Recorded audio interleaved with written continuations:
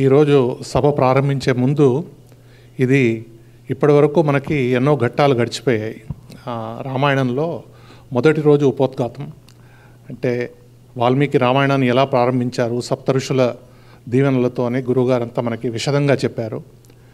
అలాగే బ్రహ్మదేవుడు వాల్మీకిని కలిసి యావస్తాస్యంతి గిరయ సరితశ్చ మహీతలే తావద్ రామాయణ కథాం అని, గిరులు నదులు ఈ భూమి మీద ఉన్నంతకాలం రామాయణం ప్రచరిష్యతి అంటాడంటే వెలుగుతూనే ఉంటుంది, ప్రచారంలోనే ఉంటుంది అని.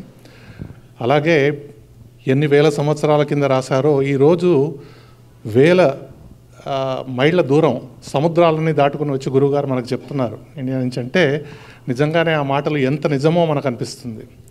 ఇక అదేవిధంగా చాలామంది రామాయణం విన్నప్పుడు, ముఖ్యంగా నిన్న మొన్నటి ఘట్టాలు, రాముడి పట్టాభిషేకం అనుకోవడం, తర్వాత ఆయన అరణ్యవాసానికి పంపించబడ్డం, ఇవన్నీ వింటున్నప్పుడు చాలామంది కళ్ళు చెమరుస్తాయి.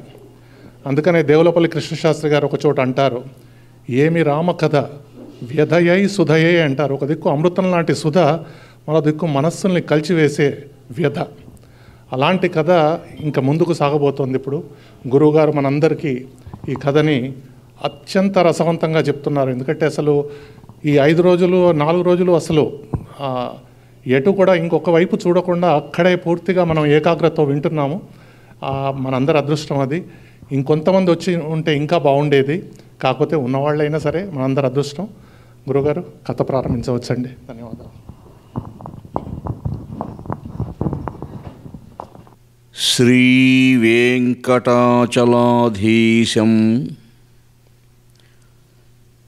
శ్రీ వెంకటాచలాధీశం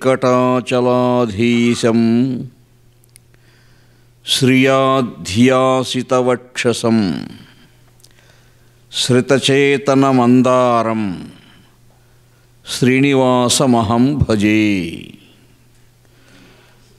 జన్మోద్యస్య యతోన్వయోదితరతశ్చార్థేష్వభిజ్ఞస్వరాట్ తేనే బ్రహ్మహృదాయ ఆదికవయే ముహ్యంతి యత్సూరయః తేజోవారి మృదాం యదా వినిమయో యత్ర త్రిసర్గో మృషాధామ్నా స్వేన సదా నిరస్తకుహకం సత్యం పరం ధీమహి.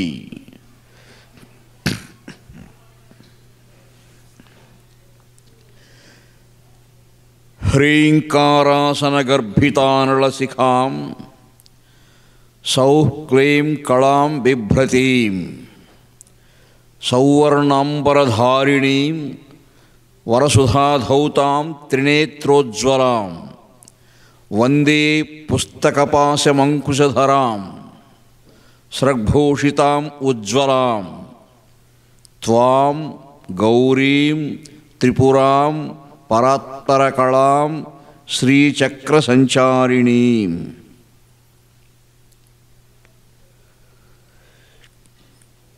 శ్రీమంజూషిక భక్తరక్షణ కళా శ్రీచుంచువు ఆనందవల్లీ మంజు ప్రసవంబు ఆనందవల్లీ మంజు ప్రసవంబు చిద్గగన ప్రాళేయాంశువున్ మోక్షలక్ష్మీ మాణిక్య వినూత్నమేఖల కటాక్షీభూత నీహారరు శ్రీమంతంబై పొల్చు వెల్గు ఒకడే సేవింతు విశ్వేశ్వరా. కైలాసాచల సానువాసము వృషస్కంధాగ్ర సంస్థాయి తత్ప్రాళేయాచల కన్యకా కుచిదటీ పర్యంక నిద్రాగతంబు ఆలోలగ్ర జటాతటీ ఘటిత నాకౌకసరిత్కంబు దేహాలంకారిత లేలిహానము వెలుంగర్చింతు విశ్వేశ్వరా.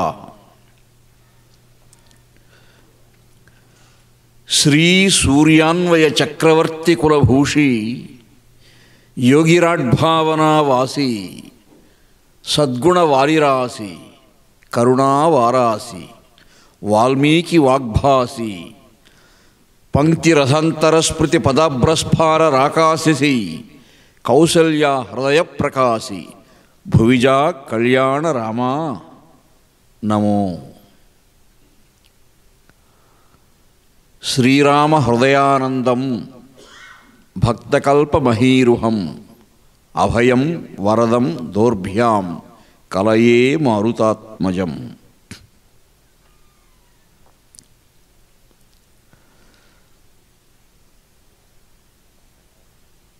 శ్రీ రఘురాముడు జగదభిరాముడు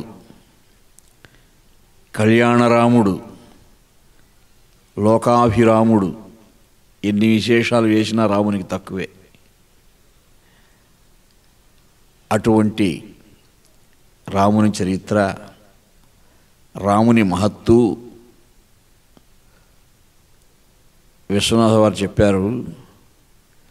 శ్రీరామచంద్రుని యొక్క రామనామం యొక్క మహత్వాన్ని సంపూర్ణంగా తెలిసిన వారు ఎవరంటే ఒక్క పరమశివుడే.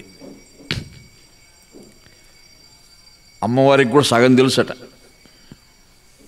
గౌరీదేవికి సగం తెలుసు, బ్రహ్మకు 4వ భాగం తెలుసట. పావు నెరుంగు బ్రహ్మ సగపారును మాత్రమెరుంగు పార్వతీదేవియు నీ వెరుంగుదు తెల్లము రమమహత్తు కృష్ణము ఆ దేవునకేను నీ అనుమతింబడి అంకితమిత్తు జానకీదేవి మనోహరుండు రఘుదేవుని సాధుకథా ప్రపంచమున్. సుమారు 14,000 పద్యాల్లో అనువాదం చేశారు విశ్వనాథ సత్యనారాయణ గారు. రామాయణాలు మనకు చాలా ఉన్నాయి తెలుగులో. కవిత్రయంలో ఒకరైనటువంటి ఎర్రన గారు కూడా రామాయణం చెప్పారు, అది మనకు దొరకలేదు. అయితే అరణ్యపర్వంలో సంక్షిప్తంగా ఉంది రామాయణం, ఎర్రన గారు చెప్పారు.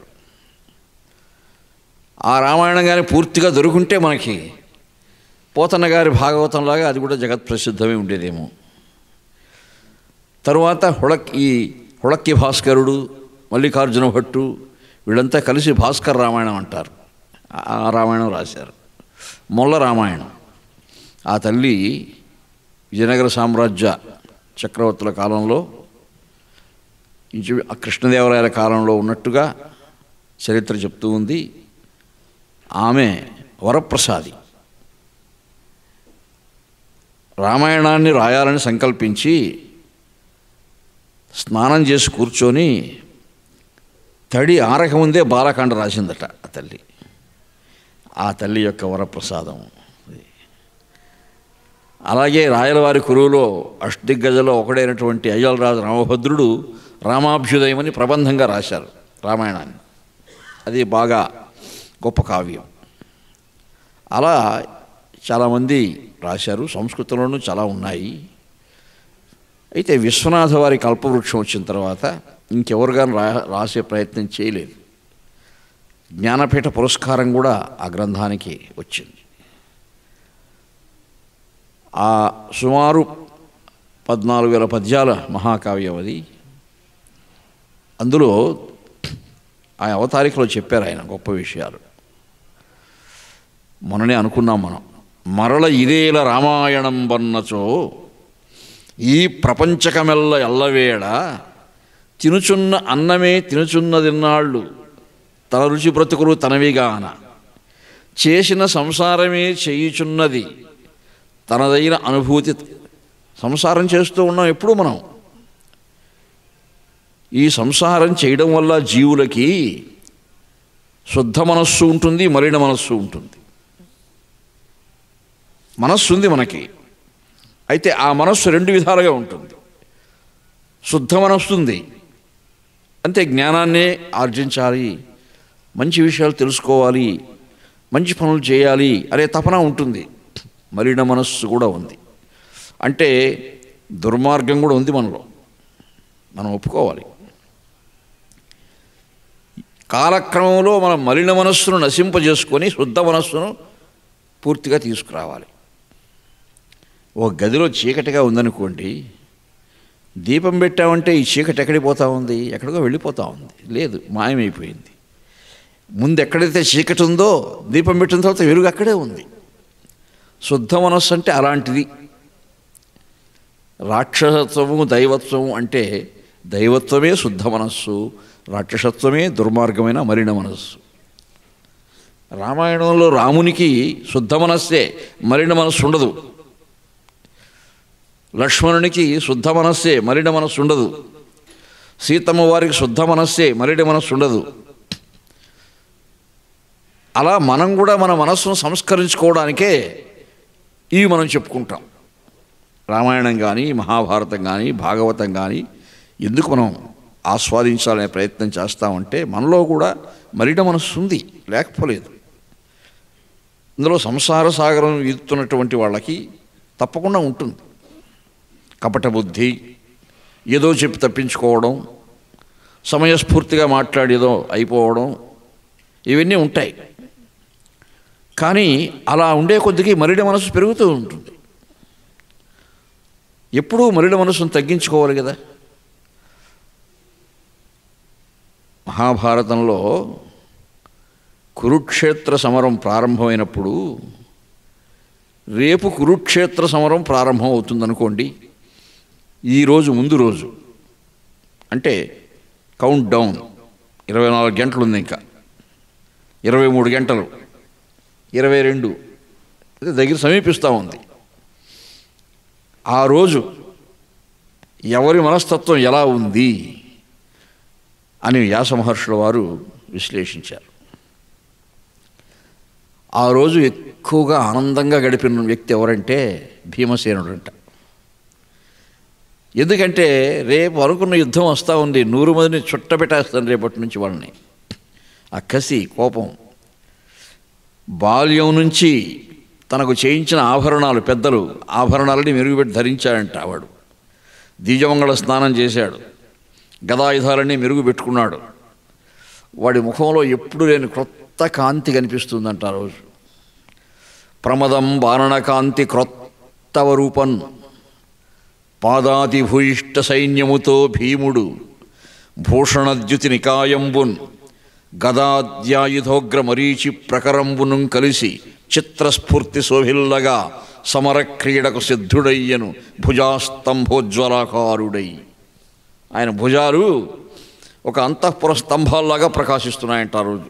బలం ఎప్పుడు ప్రదర్శించాలని ఎక్కువ ఆనందం పొందిన వ్యక్తి ఆయన. అర్జునుడు స్థితప్రజ్ఞుడు, ఆయన ధర్మరాజు ఊపి తబ్బి పైపోవడం, అన్నీ ప్రశాంతంగా ఉన్నాడు. ఒత్తిడి ఇద్దరికి ఉంది ఆ రోజు ఎక్కువగా. బీపీ పెరిగిపోయింది అంటారు చూసారా, ఒత్తిడి, మానసిక ఫ్రస్ట్రేషన్, ఒత్తిడి అంతా కూడా. ఆ ఇద్దరు ఎవరంటే నెంబర్ 1 శకుని. ఆయనకు యుద్ధ విద్యలు రావు, అక్ష విద్య తప్ప. ఆయుధ ప్రయోగంలో నేర్పు లేదు. యుద్ధం ప్రారంభమైన అరగంట చంపేయించేవాడన్నా వాడిని, వాడి భయం అది. సాక్షాత్తు రారాజు తనకు మేనల్లుడు, యుద్ధరంగంలో దిక్కుండా ఉండేదానికి లేదు, గాంధార రాజుగా దిగాల్సిందే.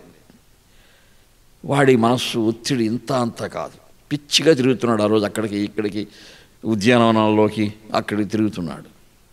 తిరుగుతూ సాయంత్రం సూర్యాస్తమయం అవుతూ ఉంది. సూర్యభగవానుడికి నమస్కారం పెట్టుకొని, భగవాన్ రేపు సూర్యోదయం చూడగలనేమో, నేను సూర్యాస్తమయం చూసి అదృష్టం ఉందో లేదో, బ్రతికుండద్దా అంతవరకు అని వాడి బాధ. కానీ వాడు చాలా తెలివైన వాడు కదా, వాడు యుక్తి శాస్త్రం ఎక్కువ వాడికి. రాత్రి 11 అయిందండి. అందరూ మాటుమడిగారు. రహస్యంగా ఎవడో చూడకుండా శ్రీకృష్ణ భగవానుడు ఉండే శిబిరంలోకి వెళ్ళి ఆయన కాళ్ళు పట్టుకున్నాడు. ఏమయ్యా ఇప్పుడు వచ్చినవే, ఏం సంగతి అన్నాడు భగవంతుడు. ఏమీ లేదు పరమాత్మ, నీవు భగవంతుడని నాకు తెలుసు, నేను దుర్మార్గుడని నీకు తెలుసు. ఎంత దుర్మార్గుడైనా ఆశ్రయిస్తే వరప్రసాదం చేస్తాడు కదా పరమాత్మ, అందుకని నిన్ను ఒక వరం కోరుకోవడానికి వచ్చాను అన్నాడు. అది నిజమే కదా, ఎంత దుర్మార్గుడైనా పోయి పాదాలు పట్టుకుని ఆశ్రయిస్తే పరమాత్మ వరం ఇస్తాడు. కరుణా సముద్రుడు కదా, పతిత పావనుడు కదా పరమాత్మ. సరేనయ్యా, ఏం వరం కావాలి నీకు, కోరుకో. వచ్చావు. ఏమీ లేదు స్వామి, 100 మంది కౌరవుల్ని చంపిన తర్వాత ఈ శకుని చంపించండి, అది మీరు నాకు ఇవ్వాల్సిన వరం. అంటే 100 మంది కౌరవుల మరణం చూడాలనేది వాడి జీవిత ధ్యేయం అన్నమాట. అనుకూల శత్రువు వాడు దుర్యోధనునికి. సరే నేను చంపుతానని ఎవరు ప్రతిజ్ఞ చేసింది మా బలంలో? సహదేవుడు అండి. సహదేవుడిని పిలిపించాడు. సహదేవా, మీ బావగారు ఇలా వరం అడుగుతున్నారండి, నేను ఎలా ఇచ్చేది? నేను అడగకుండా ఎంత స్వతంత్రించాలని ఆయన అడగాలను కదా, నేను ప్రతిజ్ఞ చేసావు కదా, నువ్వు మరి ఎప్పుడు ఆయన చంపాలనుకోండావో నీ వ్యూహం నాకు తెలియదు కదా అని అడిగాడు. సహదేవుడు, అదేమిటి బావా, మేము మీ శరణాగతులం, నీ పాదార విందాలు నమ్ముకున్న వాళ్ళం మేము. నువ్వు రాజ్యం తీసిస్తే రాజ్యం చేస్తాం తప్ప మాకు రాజ్యకాంక్ష లేదు, మీ పాదపద్మములే మా గమ్యం అని కాళ్ళపైన పడ్డాడు. నన్ను అడగాలా మీరు? ప్రతిజ్ఞ ఉపసంహరించుకోమన్నా ఉపసంహరించుకుంటాను, మీరు ఆయనకి ఏ వరం ఇచ్చినా నాకు అభ్యంతరం లేదు. అది నిజమైనటువంటి శరణాగతి భక్తి. వాళ్ళు దాసులు భగవంతునికి. సరే, సహదేవునికి ఒక మాట చెప్పాలి కదా, ధర్మం అది. శకుని చూసి శకుని, పురుషులందు పుణ్యపురుషుడు వేరయ్యా అన్నట్టే దుర్మార్గంలో కూడా దుర్మార్గుడు నువ్వు, మామూలు దుర్మార్గుడు కాదు. కానీ నువ్వు ఎంత దుర్మార్గుడైనా ఆశ్రయిస్తే వరం ఇవ్వాలి. అయితే నువ్వు అడిగినట్టు కాదు. 99 మంది కౌరవుల్ని చంపిన తర్వాత భీముడు మా సహదేవుడిని చంపుతాడు. కొద్దిగా తగ్గిస్తున్నాను అడిగిన వరంలో. దుర్మార్గుడు కదా నువ్వు, పూర్తిగా కాదు. 99 మంది కౌరవుల్ని చంపిన తర్వాత మా భీముడు సహదేవుడిని చంపేస్తాడు, అందులో సందేహమే లేదు. వరం ఇచ్చేసాడు. అంటే రేపే చంపడనమాట. భరోసా వచ్చింది, రేపే చంపే పని లేదు. 99 మందిని వాడు చంపొద్దా? కాబట్టి కురుక్షేత్ర యుద్ధం ప్రారంభమైన తొలి రోజు 3 చంపుతాడు భీముడు. 197 అయిపోయింది. అలా రోజు కొంతమంది చంపుతూ ఉంటాడు. ఒక్కరోజు 10 మందిని చంపుతాడు.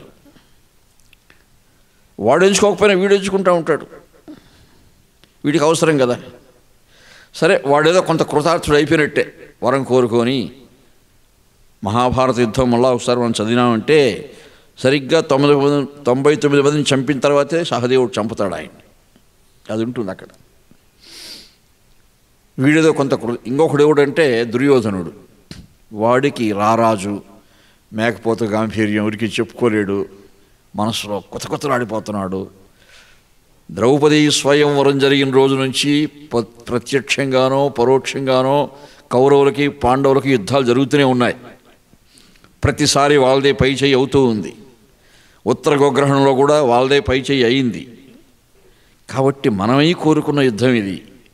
రేపు మన తలరాతి ఎలా ఉందో మనం నమ్ముకొని ఎంతమంది రాజులు వచ్చేశారు, ఇంత పెద్ద సైన్యం ఎలా ఉంటుందో మన బ్రతుకు రేపటి నుంచి. ఇది రాత్రి నిద్ర పట్టలేదండి వాడికి. మహారాజు కానీ నిద్రకు మహారాజు ఏముంది, నిద్ర రావాలి కదా. ఎంత మహారాజు అయినా సౌఖశాయనికులు, సుఖంగా శయనించేదానికి ఏర్పాట్లు చేసే సేవకులు ఉంటారు ఆయనకి. వాళ్ళు ఎన్నెన్నో సేవలు చేశారు.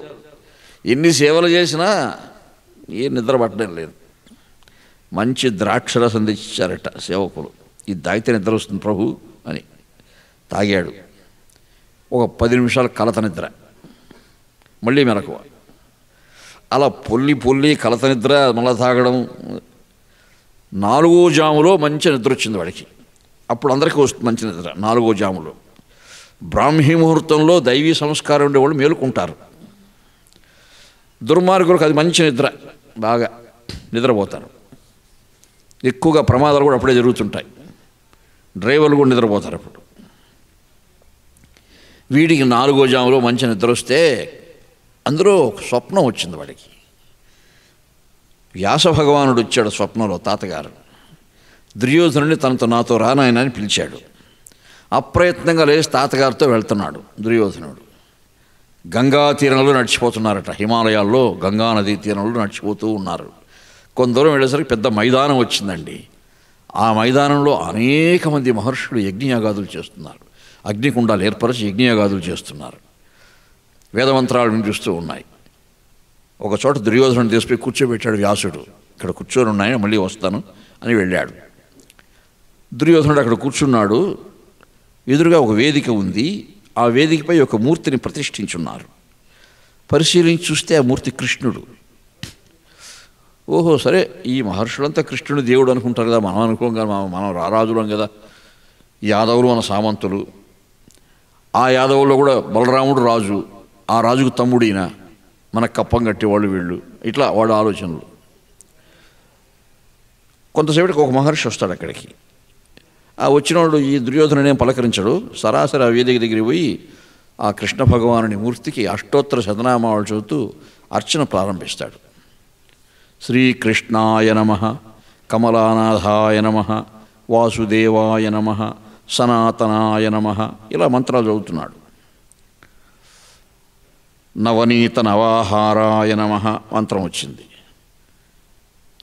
వీడు దుర్యోధనుడు, వీడి సంస్కారం కొద్దీ ఆ మంత్రాలు వింటూ వీడు మనసులో వీడు వ్యాఖ్యానించుకోవడం. ఈ కృష్ణుడు భలే అదృష్టవంతుడండి, వీడు వెన్న దొంగిలించినా మంత్రమే, పాలు దొంగిలించినా మంత్రమే అని. గోపీ వస్త్రాపహారకాయ నమః, ఇది అమ్మాయిల వస్త్రాలు ఎత్తుకోవచ్చు మంత్రమేనా? ఇలా వ్యాఖ్యానిస్తూ ఉంటాడు వాడి మనసులో. శిశుపాల శిరక్షేత్రే నమః వచ్చింది. నిజమే కదా, ఆ రాజసూయ యాగంలో హఠాత్తుగా శిశుపాలను చంపేశాడు వీడు, సుదర్శన చక్రం ఏదో వేశాడంటాడు. యజ్ఞం, పవిత్ర యజ్ఞవాటికలో రక్తపాతం జరగకూడదని ఒక్కడ అడగలేదండి ఆ రోజు. అందరూ ఇంకా పొగిడారు వాడిని అనుకుంటూ ఉండగా వెంటనే వచ్చే మంత్రం దుర్యోధన కులాంతకాయ నమః. వాడికి కోపం వచ్చేసింది. ఎవడు ఈ మంత్రాలు రాసినవాడు? దుర్యోధన కులాంతకుడు అంటే ఎవడు అంటూ మెలకు వచ్చింది. కల కదా అది. మెలకు వచ్చేసరికి వందే మాగదుల స్తోత్రం మేరుకొలుపులు పడుతున్నారు. జయ సీతాంశు కులావతంస కురు సమ్రాట్ బహుపరాక్ నిద్ర మేలుకోండి అని. ఓ తెల్లవారిపోతూ ఉండగా వచ్చిన కళ జరుగుతుందంటారే, ఇదేమిటి? దుర్యోధన కులాంతకాయ నమః అని మంత్రం వినిపించింది నాకు. శకుని గారిని పిలిపించాడు. శకుని కృష్ణుడు వరం ఇచ్చాడు కదా వాడికి, 99 మందిని చంపిన తర్వాత చంపుతాడు మా సహదేవుడిని అని. ఆ 100వ వాడు ఎవడో ఉంటాడు స్వామి అని అడిగాడు వాడు. అప్పుడు ఇప్పుడు అవసరం నీకు, అవి అనవసరం, బయలుదేరంటాడు. నీకు వరం ఇచ్చాను కదా, 100వ వాడు ఎవడైతే నీకెందుకు ఇంకా అవన్నీ చెప్పకూడదు ఇంకా అన్నాడు. వాడిని ఇప్పుడు పిలిపించాడు దుర్యోధనుడు. ఏమిటి బాబు నాకు ఇలా కల వచ్చిందే, నాకు అర్థం కాలేదు, రాత్రి సరిగ్గా నిద్రపట్టలేదు అని అన్నాడు. వాడికి అర్థమైపోయింది, ఆ 100వ వాడు వీడే. వాడు కుశాగ్ర బుద్ధి కదా, ఆ 100వ వాడు వీడే అర్థమైపోయింది. కానీ పైకి ముఖప్రీతి మాటలు చెప్తాడు వాడు. ఏమిటి దుర్యోధన, నువ్వు రాత్రి అదే ఆలోచిస్తూ పండుకో ఉంటావు, నీకందుకని ఆ విధంగా కల వచ్చి ఉంటుంది తప్ప 11 అక్షౌహిణుల సేన మనది, 7 అక్షౌహిణులు వాళ్ళది. ఇక్కడే తెలిసిపోతా ఉంది ఎవడు గెలుస్తాడని. 11 అక్షౌహిణులు 7 అక్షౌహిణులు పై చేయి సాధించగలదా? ఎట్టి పరిస్థితులు సాధించలేదు. పైగా మన సేనాపతి ఎవరు? తాతగారు పరశురాముని జయించిన మహానుభావుడు. వాళ్ళ సేనాపతి ఒక పనికిరాని వాడు, దుష్టజీవుడు వాడు ఎప్పుడు యుద్ధాలు చేసింది లేదు, నేను వింది లేదు. వాడు ఎక్కడ వచ్చేసరికి ఎవడు దొడక్కవాడిని పెట్టినారు వాళ్ళు. ఇట్లా ముఖప్రీతి మాటలు ఎందుకు చెప్పుకుంటున్నామంటే, శుద్ధ మనస్సుకు మరిడి మనస్సుకు ఉండే తేడా. ఈ దుర్యోధనుడు కానీ శకుని కానీ మరిడి మనస్సుతో బాధపడుతున్నారు వాళ్ళు, కష్టాలు కొని తెచ్చుకుంటున్నారు వాళ్ళు, పరమాత్మకు దూరం అయిపోతున్నారు వాళ్ళు, పరమాత్మను ఉపాసించే గుణాన్ని కోల్పోతున్నారు వాళ్ళు. ఇక్కడ రామాయణంలో విశ్వనాథ వారు అంటారు, వ్రాసిన రామచంద్రుకథ వ్రాసితేనని అనిపించుకోన్ వృధాయాసముగాక కట్టుకథ లైహికమా పరమాయటంచు నా చేసిన తండ్రి ఆజ్ఞయ్యను జీవుని వేదన రెండు ఏకమై, అందుకోసం రాశాను రామాయణం అంటున్నాడు ఆయన. జీవుని వేదన అంటే ప్రతి జీవుడికి ఒక వేదన మనకు తెలియకే మనసులో ఉంటుంది. మనకు తెలియదు ఆ వేదన. అందరికీ, మీకైనా నాకైనా మరొకరికైనా ఎవరికైనా ఏమిటా వేదన అంటే, ఈ రోజు కంటే రేపు మనం బాగుండాలి, రేపటికంటే ఎల్లుండి బాగుండాలి అంటే ఇంకా ఉత్తరోత్తర మనం ఒక అభివృద్ధి సాధించాలి, ఒక పురోగమనం సాధించాలి. జ్ఞానం చేత కానీ సంపద చేత కానీ అది ప్రతి జీవికి ఉంటుంది ఆ వేదన. అది లేని జీవంటూ ఎవడు ఉండడు, అది లేకపోతే జీవించలేరు. ఆ జీవుని వేదన తీరాలి అంటే రామానుగ్రహం కావాలి, దైవానుగ్రహం కావాలి. అందుకోసం రామాయణం కావాలి మనకి. కాబట్టి ఇంకా ఎందుకు రామాయణం అనుకోకండి, మనకి ఎప్పుడు రామాయణం కావాలి. అని హెచ్చరించి ఆ మహానుభావుడు అన్ని వేల పద్యాలు చెప్పాడు. నిన్న మనం ఎంతవరకు చెప్పుకున్నాము? అరణ్యవాసం చేస్తున్నారు, మహర్షులందరినీ సేవిస్తున్నారు, వాల్మీకి మహర్షి ఆశ్రమానికి వెళ్ళారు, చిత్రకూటంలో హాయిగా కాలం గడుపుతూ ఉన్నారు. దశరథ మహారాజు గారికి ఉత్తరక్రియలు జరిగాయి, పాదుకా పట్టాభిషేకం జరిగింది వశిష్ఠ మహర్షి యొక్క సంకల్పంతో. రాముడు రానన్నాడు రాజ్యానికి, మళ్ళీ భరతుడు అడిగాడు. కానీ మధ్య మార్గంగా గురువుగారు చెప్పినట్టుగా ఒక పాదుకా పట్టాభిషేకం చేసి ఆ రాముని పాదుకులై రాజ్యం చేస్తున్నట్టు ప్రతినిధిగా మాత్రమే భరతుడు, ఆయన నిమిత్త మాత్రుడై తన సంకల్ప మాత్రంతో రాజ్య పరిపాలన చేస్తూ ఆ భరతుడు భాగవతోత్తముండైన భరతరాజు అని నేను అంతవరకు చెప్పుకున్నాం మనం. ఇక ఇప్పుడు ఇంకా రాముడు, సీత, లక్ష్మణుడు చిత్రకూటంలో ఉన్నారు. అక్కడ ఇంకా మహర్షులను చూస్తున్నారు. కొంతమంది మహర్షులు వాళ్ళు చూసిపోతున్నారు వాళ్ళని. అడవి పల్లెలు ఉంటాయి కదండి, ఆటవీకులు ఉంటారు. వాళ్ళు కూడా అయ్యో ఆయన భగవంతుడు, ఆయన రాముడు భగవంతుడని మహర్షులే కీర్తిస్తున్నారు, మనం ఎంత అని అడవిలో దొరికే మంచి మంచి వస్తువులు సేకరించి వెళ్ళి రాముని దర్శనం చేసుకొని ఆయన సమర్పించి వస్తారట. సాగిలి మృక్కి గోరజము సంకుమదంబును జుంటితేనియల్ మాగిన వెల్గ పండ్లు అతి మార్దవముప్పు మృగాజినంబులు ఆ త్యాగికి కాన్కగా నిడుదురు ఆటవికులు. ఆ ఆటవికులు ఇవన్నీ తీసుకుపోయి ఆ త్యాగమూర్తి అయినటువంటి రామచంద్ర ప్రభువుకు సమర్పించి మొక్కుకొని వస్తారట. రాముడు అందరినీ అనుగ్రహిస్తాడు. అలా చిత్రకూట అటవీ పరిసర ప్రాంతాలలో అంతా కూడా ఆ రాముని యొక్క కీర్తి ప్రతిష్టలు వ్యాపిస్తున్నాయి. పొలుపుగా మారుమూల విరబూచిన వృక్షము తావి దిక్కులందరమిన రీతి ఆ రఘుకులాగ్రణి కీర్తి వెలుంగా ఆశ్రమంబొగల మౌనులెల్లరూ ప్రమోదమనర్పగ వచ్చి చూతురు ఆ కలుష విదూరు శాంతముకు. అటువంటి రాముణ్ణి అందరూ వచ్చి చూస్తారట. కానీ రామునికి ఇంకొక మహర్షిని చూడాలని ఉంది. ఆయన ఎవరంటే అత్రి మహర్షి. అత్రి అనసూయల ఆశ్రమం కూడా అక్కడి సమీపంలో ఉందని తెలుసుకున్నాడు. సీతకు చెప్పాడు, సీత మనం వెళ్ళి అత్రి అనసూయమ్మను దర్శించాలి అని. ఇక చిత్రకూటంలో అప్పటికే చాలా కాలం అయింది, కొన్ని సంవత్సరాలు అయిపోయింది. ఇంకా స్థలం కూడా మారిస్తే మంచిది, వేరే అరణ్యాలకు వెళ్ళొచ్చు అనుకొని అంతా సర్దుకొని అత్రి మహర్షిని చూసుకొని అక్కడి నుంచి దండకారణ్యానికి వెళ్ళిపోవాలి. అది వాళ్ళ యొక్క ప్రణాళిక. అన్నీ సిద్ధం చేసుకొని అత్రి మహర్షి ఆశ్రమ ప్రాంగణంలో అడుగు పెడుతూ ఉన్నారండి. ఆ మహర్షి యజ్ఞకార్యాలు అనుష్ఠానాలు పూర్తి చేసుకొని అలా నిల్చోన్నాడు వరండాలో. ప్రాంగణంలో ఆ ద్వారం దగ్గర వస్తూ ఉన్నారు రాముడు, లక్ష్మణుడు, సీత. ఓయి నాయన రామచంద్ర, శిశువా ఓ లక్ష్మణ, తల్లి సీత, ఎన్నాళ్లకు అత్రియంచు ముని ఇందై ఒక్కడ ఉండెనటంచు ఆయన్ మీ ఎదకంచు ఆ దశరథుండై మౌనియై వచ్చెనాన్ ప్రేయోభావమును ఒళకబోసె ముని పారీధారలై వాక్కులన్. చాలా కాలంగా అనుకుంటున్నాం నాయన, మేమే వద్దామని, ఎప్పుడొస్తారా అని అనసూయ కూడా ఎదురు చూస్తూ ఉంది మీకోసం. వాళ్ళు వచ్చేది ఎందుకు, మనమే పోదామని కూడా అమ్మ అంటూ ఉన్నారు. ఇంతలో మీరే వస్తున్నారు, రండి రండి అని ఆప్యాయంగా ఆహ్వానించాడు. ఆహ్వానించి అక్కడెక్కడో లోపలుంది అమ్మ, అనసూయమ్మ. గట్టిగా కేకేశాడు, ఓహో వృద్ధ తపస్విని, మిక్కిలి ప్రాత చుట్టంబులు వచ్చిరి, రారమ్ము రారమ్ము అన్నాడట.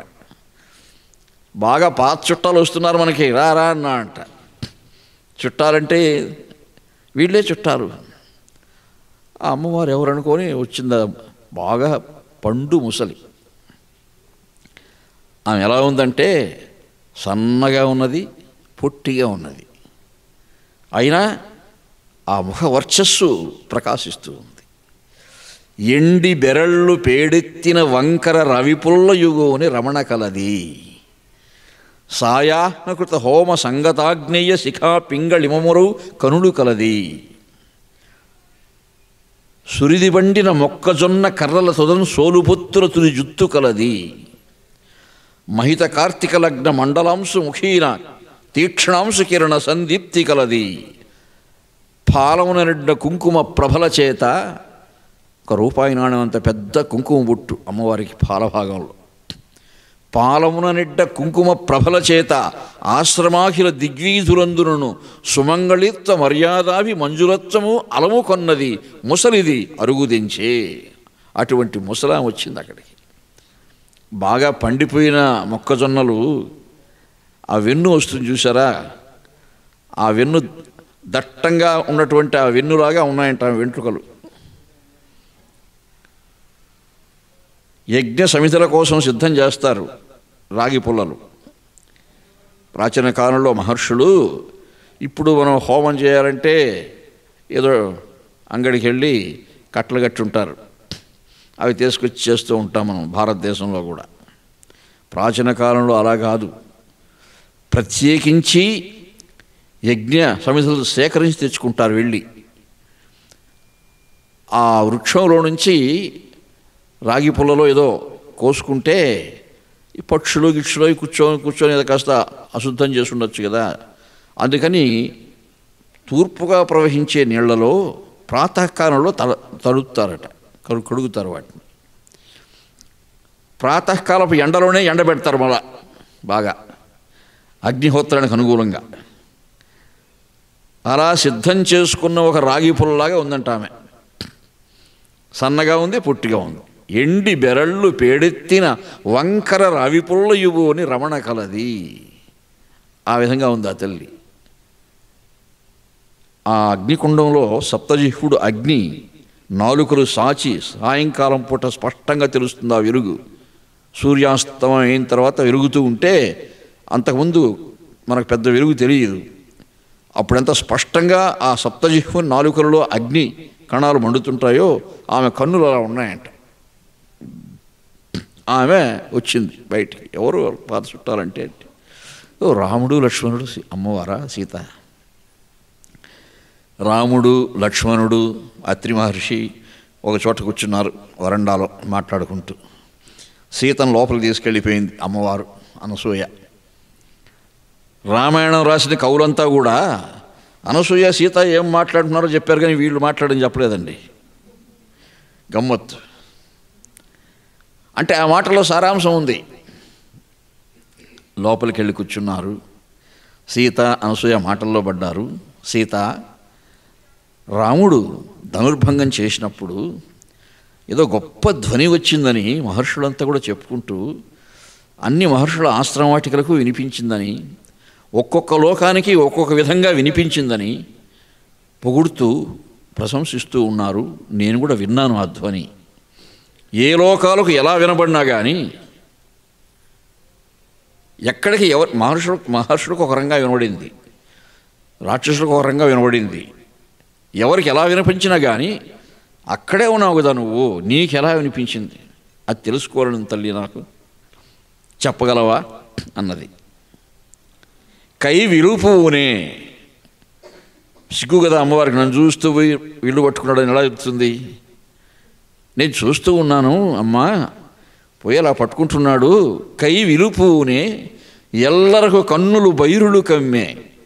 ఇంతలో ఆ వలరాజు వంచెనో శరాసనమే తగ తానే వంగెనో.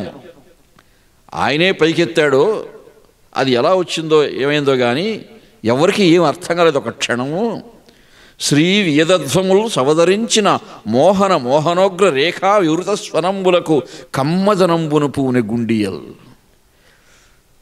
ఎవరికి ఎలా వినిపించిందో కానీ శ్రీరామచంద్రునికి నా ఎందుగల మధురాతి మధుర ప్రణయాన్ని ఆయన ఒక మోహన రాగంలో పలికినట్టుగా, సంగీతంలో మోహన రాగం పలికితే ఎలా ఉంటుందో అలా పలికినట్టుగా నాకు ఆ ధ్వని వినిపించిందని స్పష్టంగా చెప్పింది.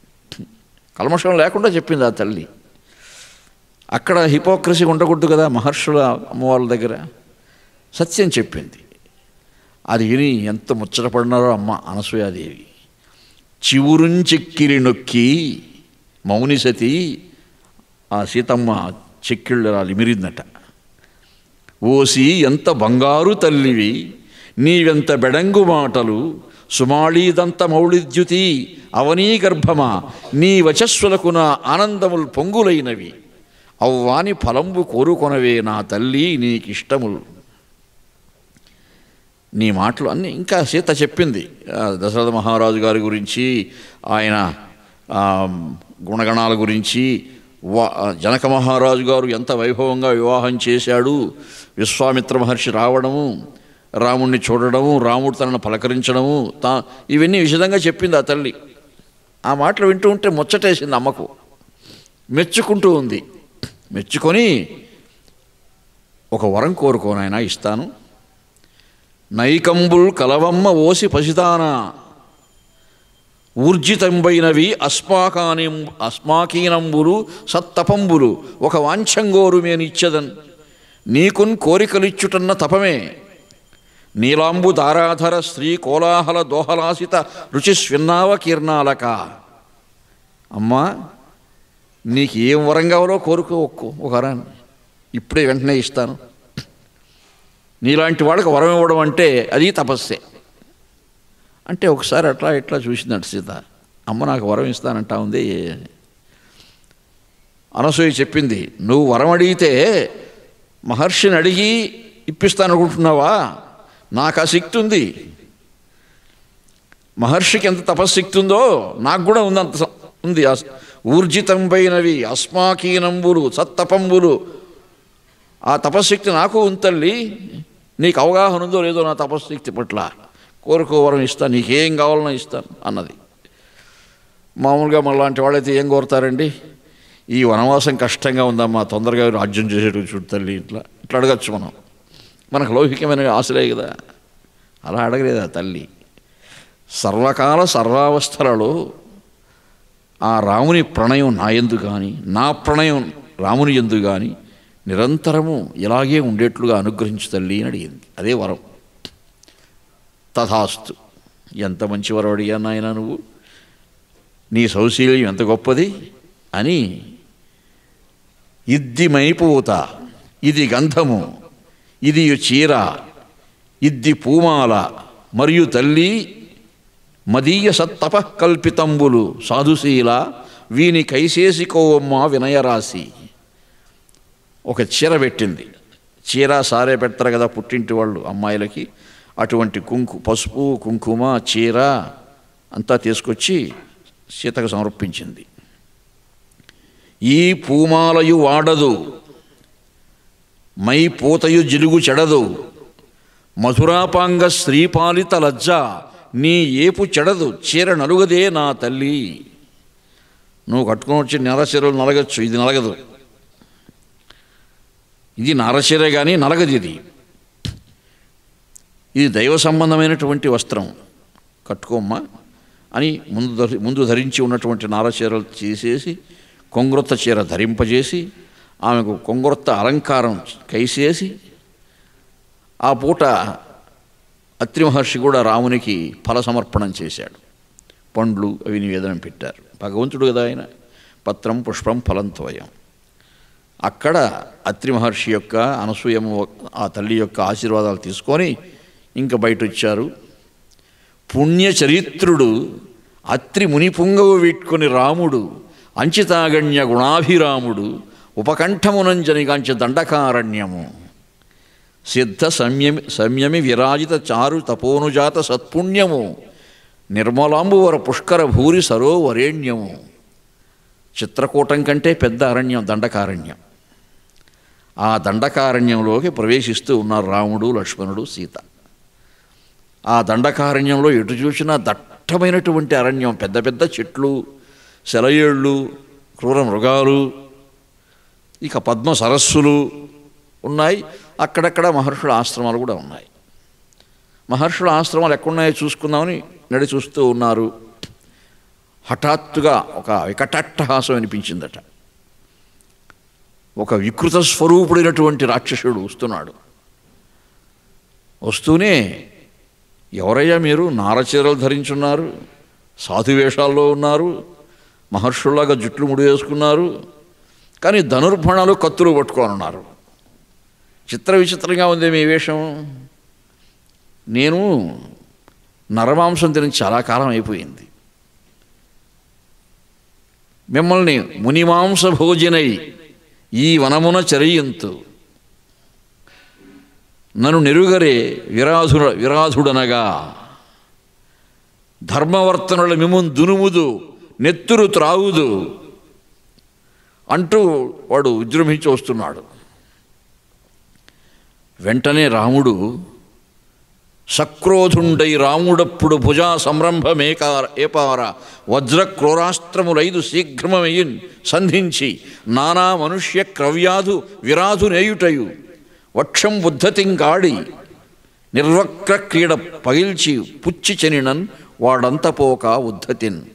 సరిగ్గా వాడి గుండెలకు తాకేట్టుగా 5 బాణాలు వేశాడు రాముడు. వాడి అయిన బాణాలు. వీడిలో దుర్మార్గుడు పైకి వస్తున్నాడు అని ఆ బాణాలు గురి తప్పించుకున్నాడు. వాడు గుచ్చుకున్నాయి కానీ వాడి గుండెలో గుచ్చుకోలేదు. అక్కడక్కడ గుచ్చుకునే తీసేసాడు. వాడు మహాబలవంతుడుగా ఉన్నాడు. వాడు చాలా పెద్ద శరీరము. బాగా పెంచాడు శరీరాన్ని.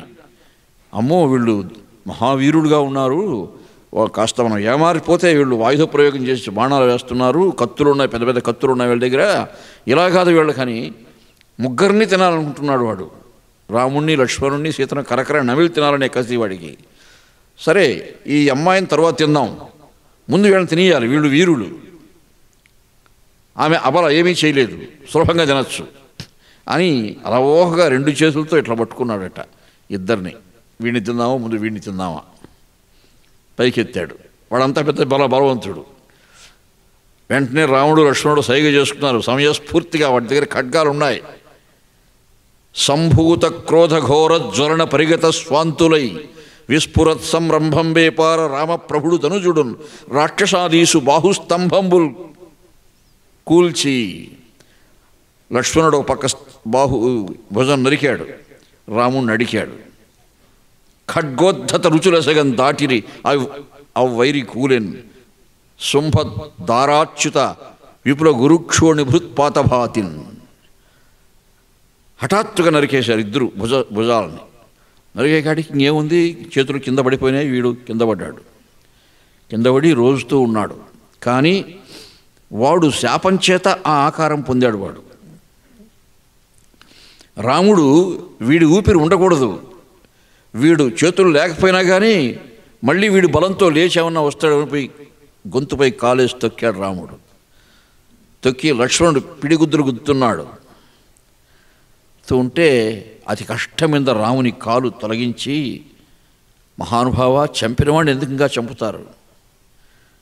నా ప్రాణాలు ఇలా పోవు, నేను శాపం చేత ఈ రూపానికి వచ్చాను, నన్ను మీరు పూడ్చిపెట్టేయండి. పూర్తిగా భూమి చేత ఆచ్ఛాదింపబడిపోతే నా ఆకారం, అప్పుడు నా ప్రాణం పోతుంది అంటాడు. ఓహో, వీడు కొంత చిత్రవిచిత్రమైన లక్షణం. రాక్షసుడు ఎన్నో లక్షణాలు ఉంటాయి కదా. అసలు రాక్షసుడు అంటే ఏమిటండి అర్థము? శాపము చేతనే వాడికి అది వచ్చింది. ఏ రాక్షసునికైనా ఎప్పుడో క్రూరక్రమాలు ఆచరించినందువల్ల కలిగిన జన్మే రాక్షస జన్మ. కానీ ఆ జిజ్ఞాస కొంతమందికి ఉంటుంది, ఈ జన్మలో అయినా రాక్షసత్వం పోగొట్టుకోవాలి మనమని. ఏ ప్రహ్లాదుడో లాంటి వాళ్ళు, మిగిలిన వాళ్ళకు ఉండదు ఒకసారి కాబట్టి అటువంటి ప్రమాద స్థితికి పోకుండా మనం సత్కర్మలు ఆచరిస్తూ మన జీవాత్మను మనం రక్షించుకోవాలి. రాముడు అలా చేస్తే వాడు భూమి ఆచ్ఛాదన వెంటనే ప్రాణం పోయి ఒక గంధర్వాకారం వచ్చేసింది వాడికి. గగన భాగానికి ఎగసిపోతూ, రామా నమస్కారం, నువ్వు భగవంతుడివి. దగ్గరలో శరభంగ మహర్షి ఆశ్రమం ఉంది, అక్కడికి వెళ్ళు, నీకు మంచి జరుగుతుంది అని చెప్పాడు. రాముడు కూడా అనుకుంటున్నాడు శరభంగ మహర్షి ఆశ్రమానికి వెళ్ళాలి అని. వీళ్ళు సరాసరి ఆ శరభంగ మహర్షి యొక్క ఆశ్రమానికి వెళ్ళారండి. శరభంగ మహర్షి అప్పటికి బాగా పండు ముసలి, కొన్ని వేల దివ్య సంవత్సరాలు తపస్సు చేసి అనుష్ఠానం చేత ఆయన సిద్ధంగా ఉన్నాడు శరీరం వదిలిపెట్టడానికి. రాముని ఆగమనంతో, పరమాత్మ నీ ఆగమనం కోసమే చూస్తున్నాను, నీ సాక్షాత్కార భాగ్యాన్ని పొంది ఇంక నేను ఈ లోకాన్ని వదిలిపెట్టాలనే సంకల్పంతో ఉన్నాను అన్నాడు. రాముడు, మహర్షి మీ ఆశీర్వాదం తీసుకొని ఈ దండకారణ్యంలో ఎక్కడుంటే మాకు నివాసం బాగుంటుందో తెలుసుకుందామని వచ్చాం మేము, మరి మీరు దీర్ఘప్రయాణానికి సిద్ధమవుతున్నారే అన్నాడు. రామా, నా పని అయిపోయింది. ఈ లోకంలో నాకు ఇంకేమీ కైంకర్యాలు కార్యక్రమాలు లేవు నాయన. దగ్గరలో సుతీక్ష్ణ మహర్షి ఆశ్రమం ఉంది, మీరు అక్కడికి వెళ్ళండి. అక్కడికి వెళితే ఆ మహర్షి మీకు ఎక్కడ ఉండాలి, ఎక్కడుంటే బాగుంటుందని చెప్తాడు ఆయన. నేనింత కృతార్థుడైనా నీ దర్శనం చేత అని ఆయన కోసం ఒక దివ్య రథం అప్పటికే వచ్చింది. ఆ రథంలో ఆసీనుడై ఆయన ఏ ఉత్తమ లోకాలకో బయలుదేరాడు శరభంగ మహర్షి. ఆయన చెప్పినట్టే సుతీక్ష్ణ మహర్షి యొక్క ఆశ్రమానికి వచ్చారండి వీళ్ళు. ఆయన అదే స్థితిలో ఉన్నాడు. రామా, నీ ఆగమనం కోసమే చూస్తూ ఉన్నాను, నాకు ఇంక ఈ లోకంలో ఏ కార్యక్రమాలు లేవు. నువ్వు ఎక్కడో ఎందుకు నాయనా, నేను ఈ ఆశ్రమం వదిలేస్తున్నాను, ఇక ఇక్కడ హాయిగా ఉండండి కొంతకాలం అన్నాడు. ఇక్కడ కొంతకాలం ఉండి ఈ దగ్గరలోనే అగస్త్య మహర్షి యొక్క ఆశ్రమం ఉంది, అక్కడికి వెళ్ళండి. ఆ అగస్త్య మహర్షి మీకు భవిష్యత్ కర్తవ్యాన్ని బోధ చేస్తాడు అని చెప్పి సుతీక్ష్ణ మహర్షి కూడా సెలవు తీసుకున్నాడు. ఆయన చెప్పినట్టే కొంతకాలం అక్కడ ఉండి అగస్త్య మహర్షి యొక్క ఆశ్రమానికి బయలుదేరారండి వీళ్ళు. అగస్త్యుడు అంటే ఏమిటి? ఆయన మహానుభావుడు, సప్తర్షులతో సమానమైనటువంటి తపశ్శక్తి కలిగినటువంటి వాడు, శాప అనుగ్రహ శక్తియుక్తుడు ఆయన. వాతాపి ఎల్వరులు అనే ఇద్దరు రాక్షసులు వాళ్ళే రాక్షసాకారంలో ఉండరు వాళ్ళు. వేదాంగ పారంగతులైనటువంటి పండితుల వేషంలో ఉంటారు వాళ్ళు. లోకాన్ని మోసం చేయడంలో వాళ్ళు మొదటి వాళ్ళు, ఆ వేషాలతో మోసం చేయడం. వీడే ఎల్వరుడు అనేవాడు ఏం చేస్తాడంటే, అయ్యా మా పెద్దలు శ్రద్ధ తర్పణాదులు చేస్తున్నాము, మీరు బ్రహ్మగా భోజనానికి రావాలి అని పిలుస్తాడు. వీళ్ళు పోతారు పాపం, ఎవరైనా అమాయక బ్రాహ్మణుడు. ఈ వాతాపి అనేవాడినే వండి, వాడికి ఆ శక్తి ఉంది, వాళ్ళకు వడ్డిస్తాడు. వాళ్ళు భోంచేస్తారు. వాతాపి రా అంటాడు, వాడు కడుపు చీల్చుకొని వస్తాడు, వీళ్ళు చస్తారు. వీళ్ళని పట్టి తింటారు వాళ్ళు. అది రాక్షసుల కృత్యం.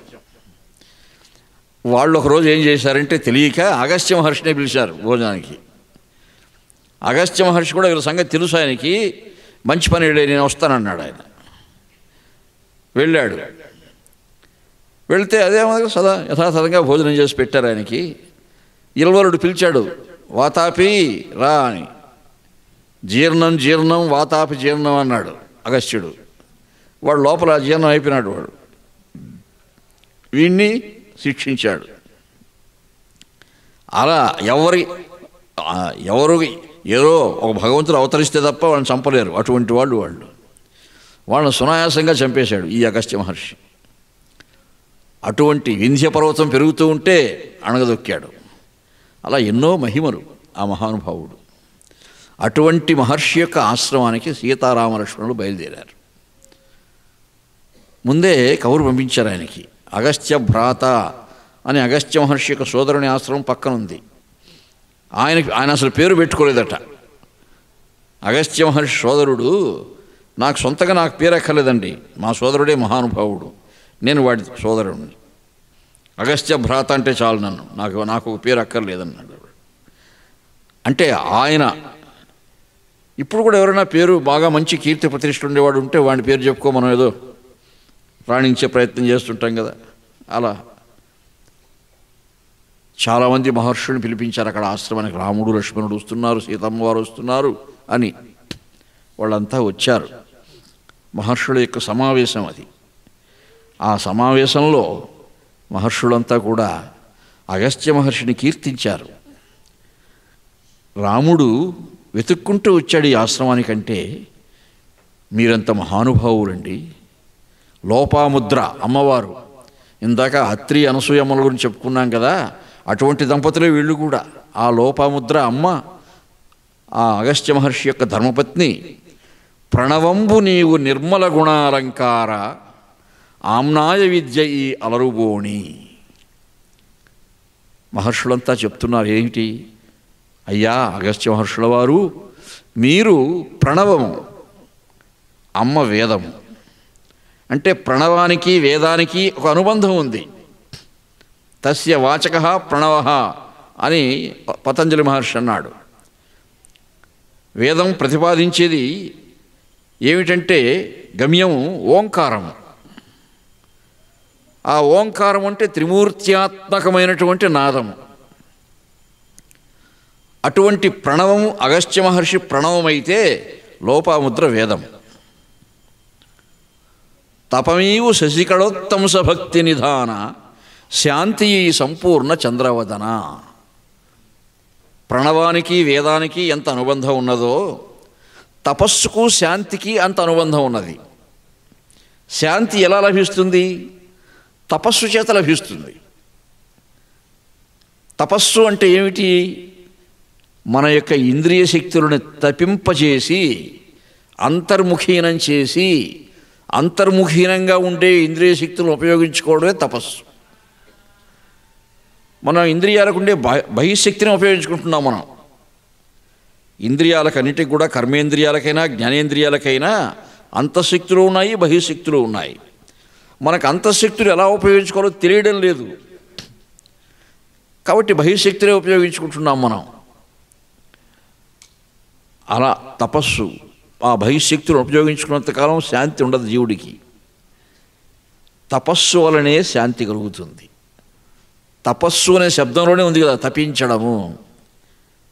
ఒక విద్యార్థి కష్టపడి తపించినప్పుడే ఉత్తమ శ్రేణిలో పాస్ అవుతున్నాడు, మనస్సు ఆహ్లాదం పొందుతూ ఉంది.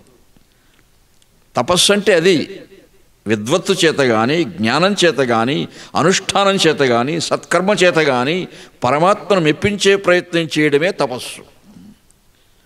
అన్నమయ్య చెప్పినట్టు, ఎదుట ఎవ్వరూ లేరు ఇంతా విష్ణుమయము వదలక హరిదాస వర్గమైన వారికి, ముంచిన నారాయణమూర్తులు ఈ జగమెల్లా, అంచిత నామముల ఈ అక్షరాలెల్లా, పంచుకున్న శ్రీహరి ప్రసాదమీ రుచులెల్లా, త్రెంచివేసి మనసు తా తెలిసేటి వారికి.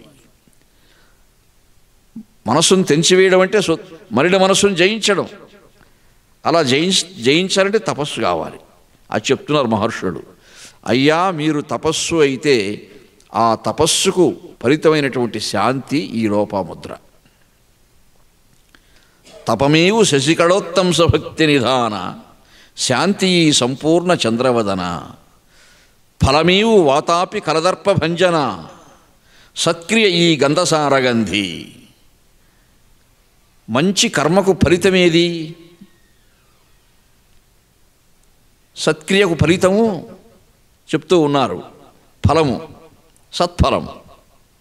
మంచి కార్యం చేసినప్పుడు లభించేది మంచి ఫలితం లభిస్తుంది. దుర్మార్గం చేస్తే దుష్టఫలితం లభిస్తుంది. అంతే కదా. మోసం చేస్తే మనం అనుకోవచ్చు అందరి మనములు హరియే ఎరుగును.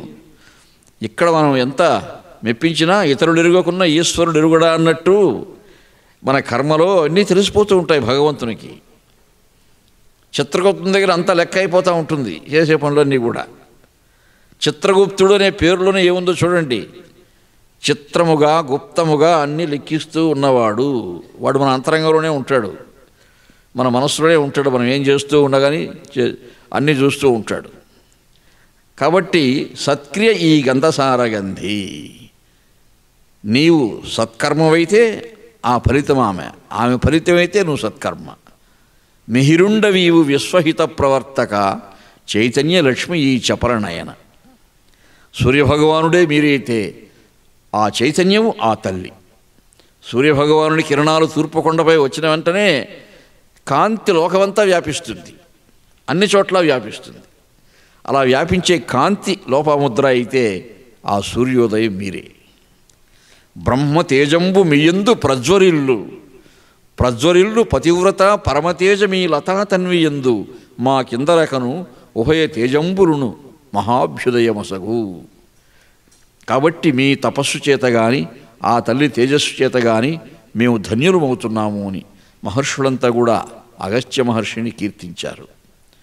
అగస్త్య మహర్షి, అయ్యా మీరు నన్ను కీర్తించడం కాదు, ఈరోజు ఇక్కడికి భగవంతుడే వచ్చాడు. ఆ జగన్మాతే సీత వచ్చింది అమ్మవారు. ఆమె సౌశీల్యాదులు, సౌభాగ్యాదులు అని అగస్త్య మహర్షి, లోపాముద్ర సీతను ప్రశంసించారట. రాముణ్ణి, సీతను ప్రశంసించారు. అలా ప్రశంసించిన తర్వాత అగస్త్య మహర్షి ఆ రామునికి, సీతకు, లక్ష్మణస్వామికి, వచ్చిన మహర్షులందరికీ కూడా మళ్ళీ కొంత విందు ఏర్పాటు చేస్తాడు ఆయన. భరద్వాజునిలాగానే ఆయన కూడా. ఆ విందంతా అయిన తర్వాత మహర్షులంతా వెళ్ళిపోయారు. ఆ తరువాత తన ఆశ్రమంలోకి తీసుకెళ్ళాడు రాముణ్ణి. దేవతార్చనలో ఎప్పటినుంచో కొన్ని దివ్యాస్త్రాలు పెట్టున్నాడు అగస్త్యుడు. ఆయనకు తెలుసు భవిష్యత్తు.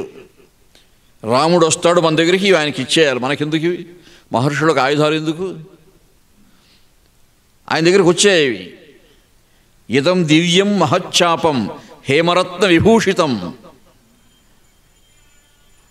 రామా, ఇది హేమరత్న విభూషిత అలంకారమైనటువంటి ఈ శాపము, ఈ బాణము, ఇది నీ చేతిలో ఉండాలి. అమోఘం పురుషవ్యాఘ్ర నిర్మిత విశ్వకర్మణ. విశ్వకర్మ నిర్మించి ఇది నా దగ్గర ఇచ్చాడు, మీకు ఇవ్వాల్సిందిగా ఇస్తున్నాను. మరొకటి అక్షయ తూణీరము, తూణీ అక్షర సాయకౌ మయగుదత్తవు దేవేంద్రేణ.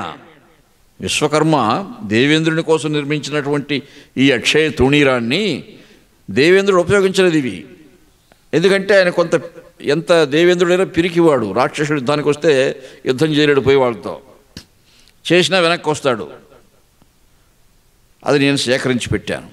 ఈ అక్షయ తూణీరాన్ని ఇది నువ్వు తీసుకో ఇచ్చాడు. తీసుకున్న తర్వాత అగస్త్య మహర్షి ఆశ్రమంలో కొన్ని రోజులు ఉన్నారు వాళ్ళు. ఉన్న తర్వాత అగస్త్య మహర్షి ఇంకొందరు మహర్షులతో కూడా కలిసి రాముడు, లక్ష్మణుడు, సీత ఉండటం కోసం ఒక దివ్య ప్రదేశాన్ని ఎంపిక చేశారు. అదే పంచవటి. అంటే 5 వటవృక్షములు ఉన్నాయంట అక్కడ, పెద్ద పెద్ద వటవృక్షాలు, దూరంగా 5 చెట్లు ఉన్నాయి. అటువంటి ప్రదేశాన్ని ఇప్పుడు మనం భద్రాచలం పోతే చూడొచ్చు ఆ ప్రదేశాన్ని. అయితే ఇప్పుడు బాగా అది జనావాసం అయిపోయింది.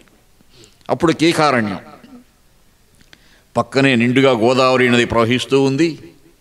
ఆ పంచవటి ప్రదేశాన్ని ఎన్నుకొని అక్కడ పర్ణశాల నిర్మించి రాముడు, లక్ష్మణుడు, సీత అక్కడ నివాసం ఉన్నారు. అయితే ఆ దండకారణ్యంలో ఉండే గమ్మత్తు ఏమిటంటే పెద్ద అడవి అది. కొన్ని అటు ఇటు కొన్ని యోజనాల పొడవు ఉన్నటువంటి అడవి ప్రాంతం అది. వీడు రావణ బ్రహ్మ 14,000 రాక్షస సైన్యాన్ని అక్కడ పెట్టాడు. వాడి సైన్యం వాడి దేశంలో కదండి ఉండాలా. ఆ సైన్యం తీసుకొచ్చి ఇక్కడ పెడతాడు వాడు. పోనీ వాడి దేశం చిన్నది కాబట్టి, అక్కడ ఏదో సౌకర్యాలు లేవు కాబట్టి ఇక్కడ పెట్టుకున్నాడు అనుకోండి. వాళ్ళు వాళ్ళ పని వాళ్ళు చేసుకొని ఉంటే ఇబ్బంది లేదు. మహర్షుల్ని పీడిస్తారు, మృగాలను బట్టి చంపేసి తినేస్తారు, మనుషుల్ని తినేస్తారు. ఇట్లా లేనిపోని దుర్మార్గాలని చేస్తున్నారు వాళ్ళు. అటువంటి రాక్షసుల దగ్గర నుంచి రక్షించమని అందరూ ఆశ్రయించారు రాముణ్ణి, మహర్షులంతా కూడా. సరే, నేను ఆ విషయం నేను చూస్తానండి అని అభయప్రదానం చేశాడు రాముడు. మహర్షులంతా మనవి చేసుకుని వెళ్ళిపోయిన తర్వాత మరి ఇంతగా రాక్షసుల బెడద ఇక్కడ ఉందని తెలిసి మనం ఎందుకు రావాలండి ఇక్కడికి, చిత్రకూటంలోనే ఉంటే హాయిగా ఉండేది కదా అన్నారు సీతాదేవి. రాముడు, సీత అక్కడ సంవాదం జరుగుతుంది ఇద్దరికి. అంటే జీవితం అంటే హాయిగా ఉండిపోవడమే అనుకుంటున్నావా? జీవితం అంటే ఏమనుకున్నావు? మనము సుక్షత్రియులమైనందుకు సమాజాన్ని రక్షించాలి, శాంతి భద్రతలు నెలకొల్పే ప్రయత్నం చేయాలి. అంతేగాని మనకు అంతఃపురంలో అన్ని సౌకర్యాలు బాగున్నాయి కదా అని ఆనందిస్తూ కూర్చోవడం అది కాదు రాజ్య పరిపాలన అంటే. రాజన్నంతని పోవున కృపయు ధర్మంబు అభిజాత్యంబు విద్యా జాతక్షమ సత్యభాషణము అని ఆ లక్షణాలన్నీ వర్ణిస్తాడు రాముడు. కాబట్టి రాక్షసులను కూడా మనం ఊరికే పీడించాం. వాళ్ళ పని వాళ్ళు చేసుకోబోతూ ఉంటే వాడు రాక్షసుడైనా పట్టించుకోము, ఎవరైనా పట్టించుకోము. వాడి పని వాడు చేసుకోకుండా ఇతరుల యొక్క కార్యక్రమాల్లో జోక్యం పుచ్చుకొని ఇతరులకు ఇబ్బంది కలిగిస్తూ ఉంటే అటువంటి వాడిని ఎలా వదిలిపెట్టగలం మనం? మహర్షులకు తపోభంగం చేసేవాడిని వదిలిపెట్టొచ్చా? కాబట్టి మనం అటువంటి వాళ్ళని తప్పకుండా శిక్షించాలి. అలా శిక్షించడానికి దానికి కారణం లేకుండా మాత్రం నేను నా బాణప్రయోగం చేయను సీత అని చెప్పాడు. అదే మంచిదండి, వాళ్ళని సంస్కరించే ప్రయత్నం చేయండి అంటే మంచి చెప్తే వినాలి కదా వాళ్ళు. అలా కొంతకాలం ఉన్నారు అక్కడ. ఉంటే రావణ బ్రహ్మ వాడు ముల్లోకాలు జయించినవాడు కదా, వాడి సైన్యం అంతా అక్కడ ఉంది కదా. ఇంకా ఆయన చెల్లెలు శూర్పణఖ ఆమె కూడా ఉంది అక్కడ ఆ సైన్యంతో కూడా. ఆమె అలా సంచారం చేస్తూ ఉంది. ఆమె కామరూపధారిణి, ఆమె కూడా మృగాలు తింటుంది, మహర్షులను కూడా తినేస్తుంది. ఆమెకున్న లక్షణం ఏమిటంటే ఆమెకి ఇష్టమైన ఆహారం మంచి ఏనుగులు, అడవి పందులు ఇలాంటివి. వాటిని వాసన పట్టగలిగినటువంటి ముక్కులు ఉన్నాయి ఆమెకు. ఆ జంతువుల అలికిడి గుర్తింపదగినటువంటి చెవులు ఉన్నాయి ఆమెకు. అందువల్ల ఎక్కడెక్కడ అలాంటివి ఉన్నాయని బాగా తెలుసుకొని పోయి తినేసి వస్తూ ఉంటుంది బాగా. అలా వస్తూ రాముడిని చూసింది. పర్ణశాలలో రాముడు కూర్చొని ఉన్నాడు, బయట కూర్చోన్నాడు ఆయన ప్రశాంతంగా. దూరం నుంచి చూస్తే అందంగా ఉన్నాడే వీడు. రామం ఇందీవరశ్యామం కందర్ప సదుసప్రభం బహూవేంద్రోపమం దృష్ట్వా. ఎలా ఉన్నాడంటే వీడే మన్మథుడా అని అంత అందంగా ఉన్నాడు. నీలమేఘ శ్యాముడు, ఆజానుబాహుడు, అందచందాలతో కూడినటువంటి ముఖం, పెద్ద కన్నులు, చూడటానికి చాలా ఆకర్షణీయంగా ఉంది రాముని యొక్క ఆకారం. అరే ఎంతవరకు చూడలేదు వీడిని మనం ఇక్కడ. ఇటీవల కొత్తగా వీళ్ళు కాపురానికి వచ్చినట్టున్నారు ఇక్కడ. సరే నిరంకుశత్వం కదా, రావణుని చెల్లెలు కాబట్టి ఆమెను ఎదిరించేవాడు ఎవడు. నిరంకుశంగా వచ్చింది రాముని దగ్గరికి. రామ కోరిక కూడా బాగా నిరంకుశంగా వ్యక్తీకరించింది ఆమె. నన్ను వివాహం చేసుకో, నువ్వంటే నేను బాగా ఇష్టపడుతున్నాను, నీ అందచందాలకు ముగ్ధురాలను అయిపోయాను, నేను నీ తగినటువంటి అర్ధాంగిని అవుతాను, నాతో ఆనందించవచ్చు నువ్వు. ఈ అమ్మాయి ఎవరో చాలా బలహీనంగా ఉంది, ఆమె నీ భార్య సీతను చూసి ఎగతాళి చేయడం ప్రారంభించింది. రాముడు జాలిపడ్డాడు ఆమె మానసిక స్థితికి. మరి చెప్పింది, నేను పలానా వాళ్ళ చెల్లెల్ని అంటే చెప్పింది. సరే మీ వివరాలు మీరు చెప్పారమ్మా, నా వివరాలు కూడా చెప్తున్నాను. నేను దశరథ మహారాజు గారి కుమారుణ్ణి, నా పేరు శ్రీరాముడు. ఇట్లా వనవాసం విధిస్తే మా చిన్న తల్లి నేను రావాల్సి వచ్చింది, అందుకని వచ్చాము ఇక్కడికి. అంటే రాముని మాటలో తాత్పర్యం ఏమిటంటే మా నాన్న మమ్మల్ని వదిలేసే తల్లి, నీ పన్ను చూసుకొని పో, మాతో నీకు మాట్లాడొద్దు అని ఆయన తాత్పర్యం. ఆమె అట్లా పోయే వ్యక్తి కనపడలేదు. ఎట్టి పరిస్థితుల్లో రామా నేను వదిలిపెట్టే ప్రసక్తే లేదు, నన్ను నువ్వు అంగీకరించిన పక్షంలో మా అన్నగారు నిన్ను శిక్షించగలరు, నా విషయం తమాషా అనుకోకు అని ఒక సవాల్ చేసి మాట్లాడింది. రాముడు ఎలాగైనా వదిలించుకుంటే మంచిది ఏమని చెప్పి, చూడమ్మా నువ్వు చాలా నిరంకుశంగా మాట్లాడుతున్నావు, నేను నీ అందచందాలు ఆక్షేపించడం లేదు, నువ్వు అందగత్తెవే కావచ్చు, అంతా బాగానే ఉంది, కానీ నేను సంసారం ఉన్నవాడిని, నాకు ఇదివరకే పెళ్ళయింది, అక్కడ మా తమ్ముడు ఉన్నాడు, వాడికి పెళ్ళయింది కానీ ఆ అమ్మాయి రాలా, వాడు ఏకాంతంగా ఉన్నాడు. ఒకవేళ చాలా కాలం అయిపోయింది కాబట్టి భార్య దగ్గర లేదు కాబట్టి వాడికి ఏమైనా సంసార సుఖం కావాలంటే నువ్వు అటువంటి వాళ్ళని ఆశ్రయించవచ్చు, తప్పు లేదు. నేను హాయిగా సంసారంతో ఉన్నాను, నాలాంటి వాళ్ళని ఇబ్బంది పెట్టకూడదమ్మా అన్నాడు. అప్పుడు లక్ష్మణుడు చూసింది ఆమె. అరే నేను ఇంతకుముందు వీడిని చూడలేదే, వీడు ఇంకా అందంగా ఉన్నాడే, వీడన్నా నల్లంగా ఉన్నాడు, వాడు బాగా ఎర్రగా ఉన్నాడు అని లక్ష్మణుడి దగ్గరికి పోయింది ఆమె. అయ్యా నువ్వే, మీ అన్నగారు కూడా చెప్పేశారు, నువ్వు నన్ను వరించు అన్నది. వాడు చెప్పాడు, నేను దాసుడిని మా అన్నగారికి, ఆయనకు సేవ చేయడానికి అరణ్యానికి వచ్చాను నేను. ఒక దాసుడిని పెళ్లి చేసుకుంటే నువ్వు కూడా దాసివే అవుతావు కదా, కాబట్టి నువ్వు కూడా ఆ దాసితనాన్ని అంగీకరించేటప్పుడు నువ్వు నా దగ్గర రావాలి. కానీ నువ్వు నేనేదో రావణ బ్రహ్మచర్యల్ని, నాకు అన్నీ ఉన్నాయి, ఆ హంగులు అంటే ఈ ఆర్భాటాలు నా దగ్గర చల్లవమ్మా, నేను అవన్నీ ఒప్పుకునేవాడిని కాదు. నాలాగా నువ్వు కూడా అన్నగారి పాదపద్మాలను సేవించాలనే సంస్కారం నీకుంటే సరే ఆలోచిస్తాను అన్నాడు.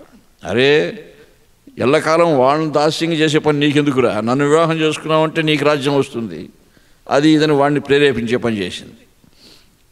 ఆయన ఏదో ఒకటి సాగదీస్తున్నాడు మాటల్లో లక్ష్మణుడు. సరే ఆ అమ్మాయి ఉంటే ఉన్నంతవరకు రాముడు ఒప్పుకోండి నన్ను, ఈ అమ్మాయిని ముందు పట్టి కరకర నమిలి తినేయాలి అని సీత దగ్గరికి పోతా ఉంది. రాముడికి అర్థమైపోయింది పరిస్థితి, ఈ రాక్షసి సీతను పీడిస్తుందని. వెంటనే లక్ష్మణుని ఆజ్ఞాపించాడు, నాయనా శిక్షించు. మన పైకి వచ్చినప్పుడు శిక్షించడంలో తప్పు లేదు.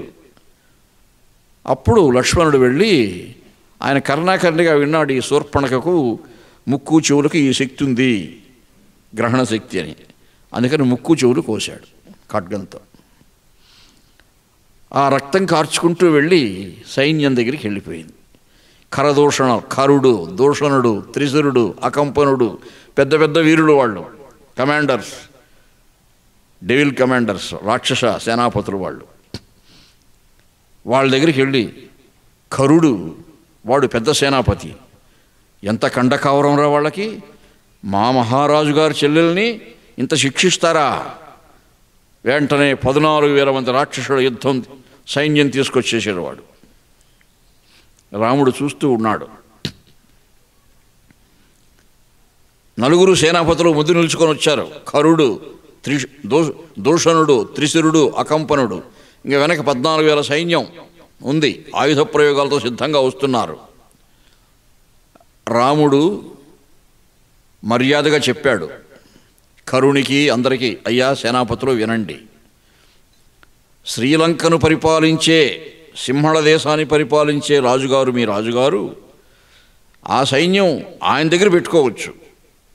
పోనీ అక్కడ స్థలం లేదేమో ఆయనకి, చిన్న దేశం కాబట్టి దండకారణ్యంలో సురక్షితంగా ఉంటుంది, ఇక్కడ పెట్టాడు అనుకోండి. ఇక్కడ మీరు ఇతరుల యొక్క జీవనాలకి భంగం కలిగించకూడదు. మీ పని మీరు చేసుకొని, మీ భోజనాలు మీరు తెచ్చుకొని మీరు తింటూ ఉంటే మీ జోలికి ఎవడు రాడు. మీరు మహర్షులకు తపోభంగం చేయడం, ఇదిగో అమ్మాయి వచ్చి మా పైకి వస్తూ ఉంటే మా వాడు శిక్షించాడు, మేము అకారణంగా శిక్షించలేదు. కాబట్టి మీ పని మీరు చేసుకుంటే మీకు మాకు యుద్ధం లేదు. అలా లేదు అంటే దౌర్జన్యానికి వస్తే మేము యుద్ధానికి సిద్ధంగా ఉన్నాం, ధనుర్బాణాలతో సిద్ధంగా ఉన్నాం.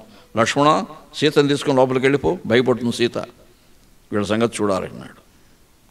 అన్నా నేను కూడా యుద్ధరంగంలో ఉంటాను, అవసరం లేదు, నువ్వు లోపలికి వెళ్ళు.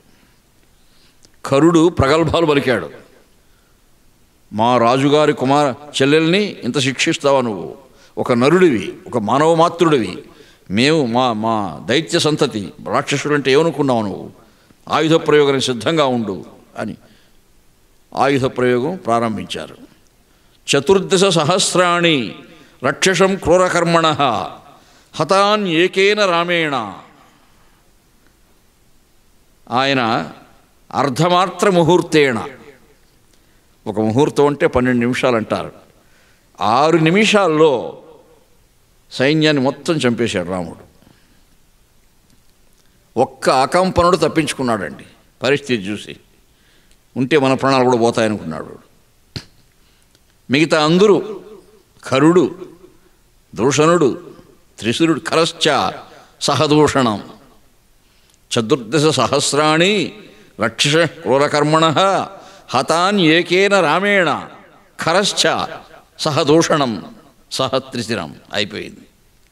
6 నిమిషాలు చంపాడు, అందరిని చంపేశాడు. అందరినీ చంపి మొత్తం అందరిని ఎత్తి గోదావరిలో పారేయమన్నాడు. మహాప్రవాహం కొట్టుకుపోయినారు అందరూ. అకంపనుడు తప్పించుకున్నాడు. తప్పించుకొని సరాసరి రావణ బ్రహ్మ కొలువు కూటంలోకి వెళ్ళిపోయాడు. దశరథరాజనందనుడు తమ్ముడు లేమయు తోడరాన్ తపోవసగిది దండకాటవికి వచ్చి, మహారాజా ఏం చెప్పమంటారు, వనవాసం అనే నెపంతో దశరథ మహారాజు గారి కుమారుడు రాముడు అలా వచ్చి శరసరాసనోగ్ర కారుడై క్రాలేడు. వాడి దగ్గర ఏమి అస్త్రాలున్నాయో శస్త్రాలున్నాయో కానీ 6 నిమిషాలు చంపేశాడండి మన సైన్యాన్ని. కరుడు మరణించాడు, దూషణుడు మరణించాడు, త్రిశిరుడు మరణించాడు, నేను తప్పించుకొని వచ్చేసాను అతి కష్టం పైన అంటే రావణ బ్రహ్మ ఆ వార్త వింటూనే నిశ్చేష్టుడైపోయినాడట. 14,000 మంది రాక్షసుల్ని 6 నిమిషాల్లో చంపాడంటే వాడి దగ్గర ఎటువంటి ఆయుధాలు ఉన్నాయో, అటువంటి వాడిపైకి ప్రత్యక్ష యుద్ధానికి వెళ్తే గతి ఏమవుతుంది?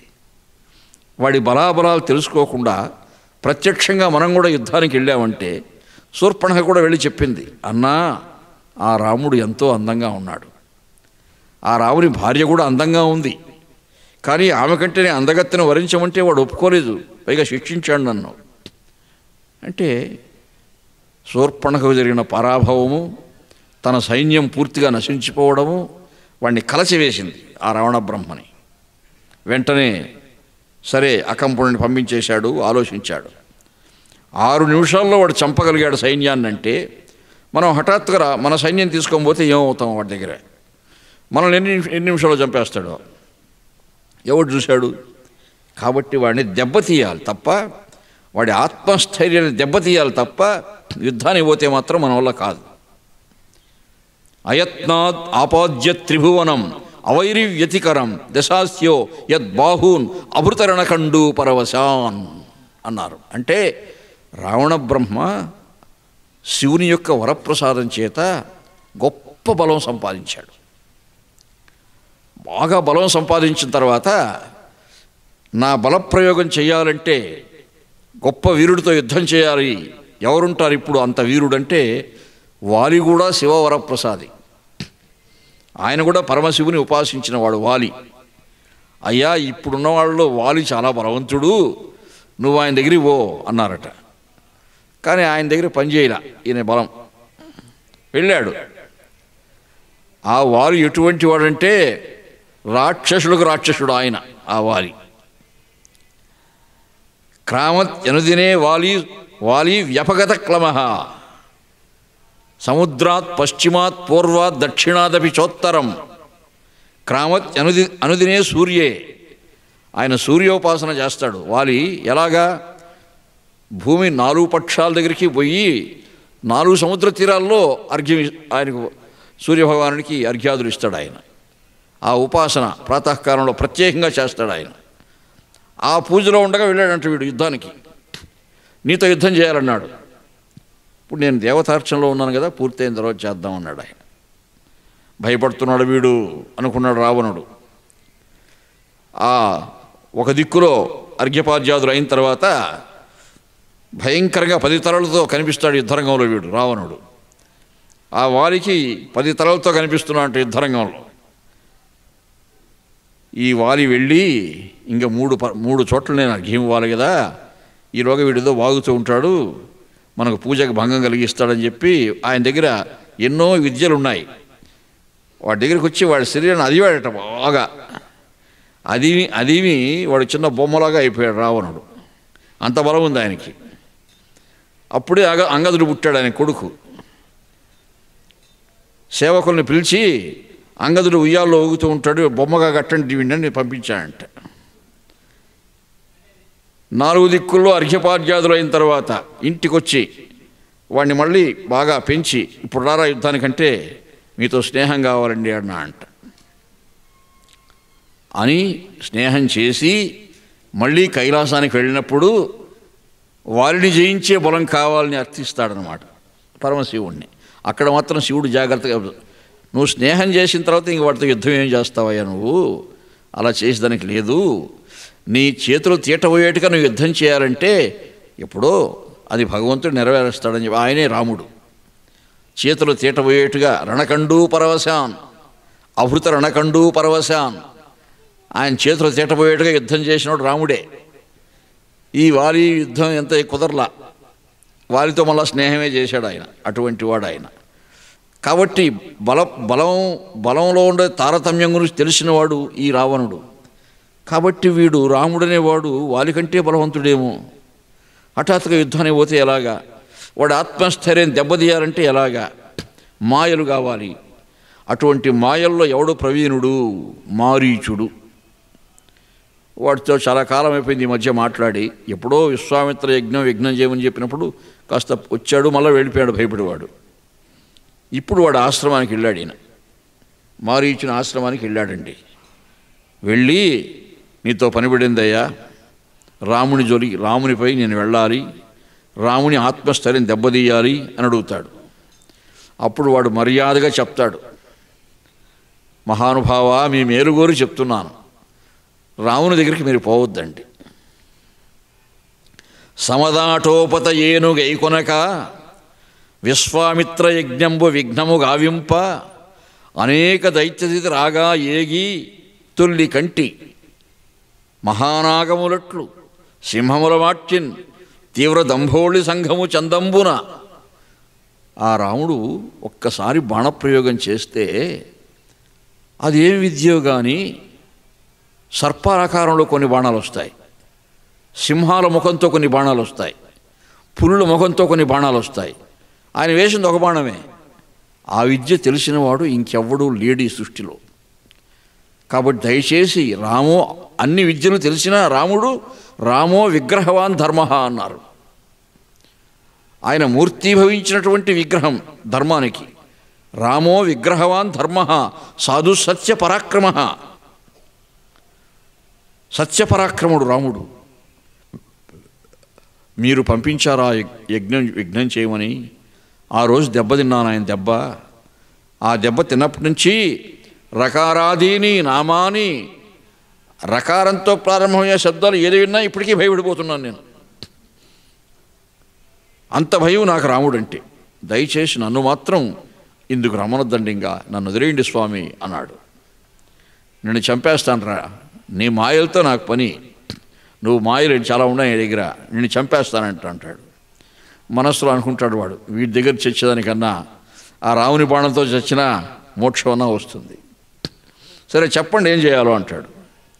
నీకు వచ్చిన మాయలన్నీ ఒకసారి ప్రదర్శించు, నాకు నచ్చిన మాయ ఎన్నుకుంటానన్నాడు. సరే వాడి దగ్గర ఇంద్రజాల మహేంద్రజాలన్నీ చూపించాడు. ఈ బంగారు జింక అది బాగా నచ్చింది వాడికి. ఎందుకంటే సహజంగా స్త్రీలు ఆకర్షింపబడతారు. ఆ బంగారు జింకను చూశారంటే ఆశ్రమంలో కట్టేసుకోవాలి, పెంచుకోవాలి, ఇలాంటి చేపలు ఏం కలుగుతుంది గృహిణులకి. అలా సీత మనస్సును ఆకర్షించి రాముడు పట్టుకోవడానికి వస్తాడు. వీడు తప్పించుకొని పోతూ పోతూ పోతూ దూరంగా తీసుకెళ్ళిపోవాలి రామలక్ష్మణుల్ని. అప్పుడు ఏకాంతంగా ఉంటుంది సీతను ఎత్తుకొని వచ్చేయాలి. అది వాడి పన్నాగం. సరే ఆ బంగారు జింకగా అరణ్యంలో ఒకసారి సంచరించమంటాడు. తాను ప్రయోగం ఎలా ఉంటుందో చూద్దామని ట్రయల్ చేయాలి కదా. వీడు ఒక కీకారణ్య ప్రాంతంలోకి వెళ్ళి బంగారు జింక అట్లా తిరుగుతూ ఉంటే అరణ్యంలో అనేక మృగాలు ఉంటాయి కదా, జింకలు ఉంటాయి కదా. ఇంకా అసలు జింకలు చూసి ఆశ్చర్యపడ్డాయి. ఇటువంటి జింక ఎప్పుడు మన జాతిలో లేదే అని దగ్గరికి వస్తున్నాయి ఇవన్నీ, ఆ జింకలన్నీ. వీడు రాక్షసుడు కదా, జంతు మాంస ప్రియుడు కదా.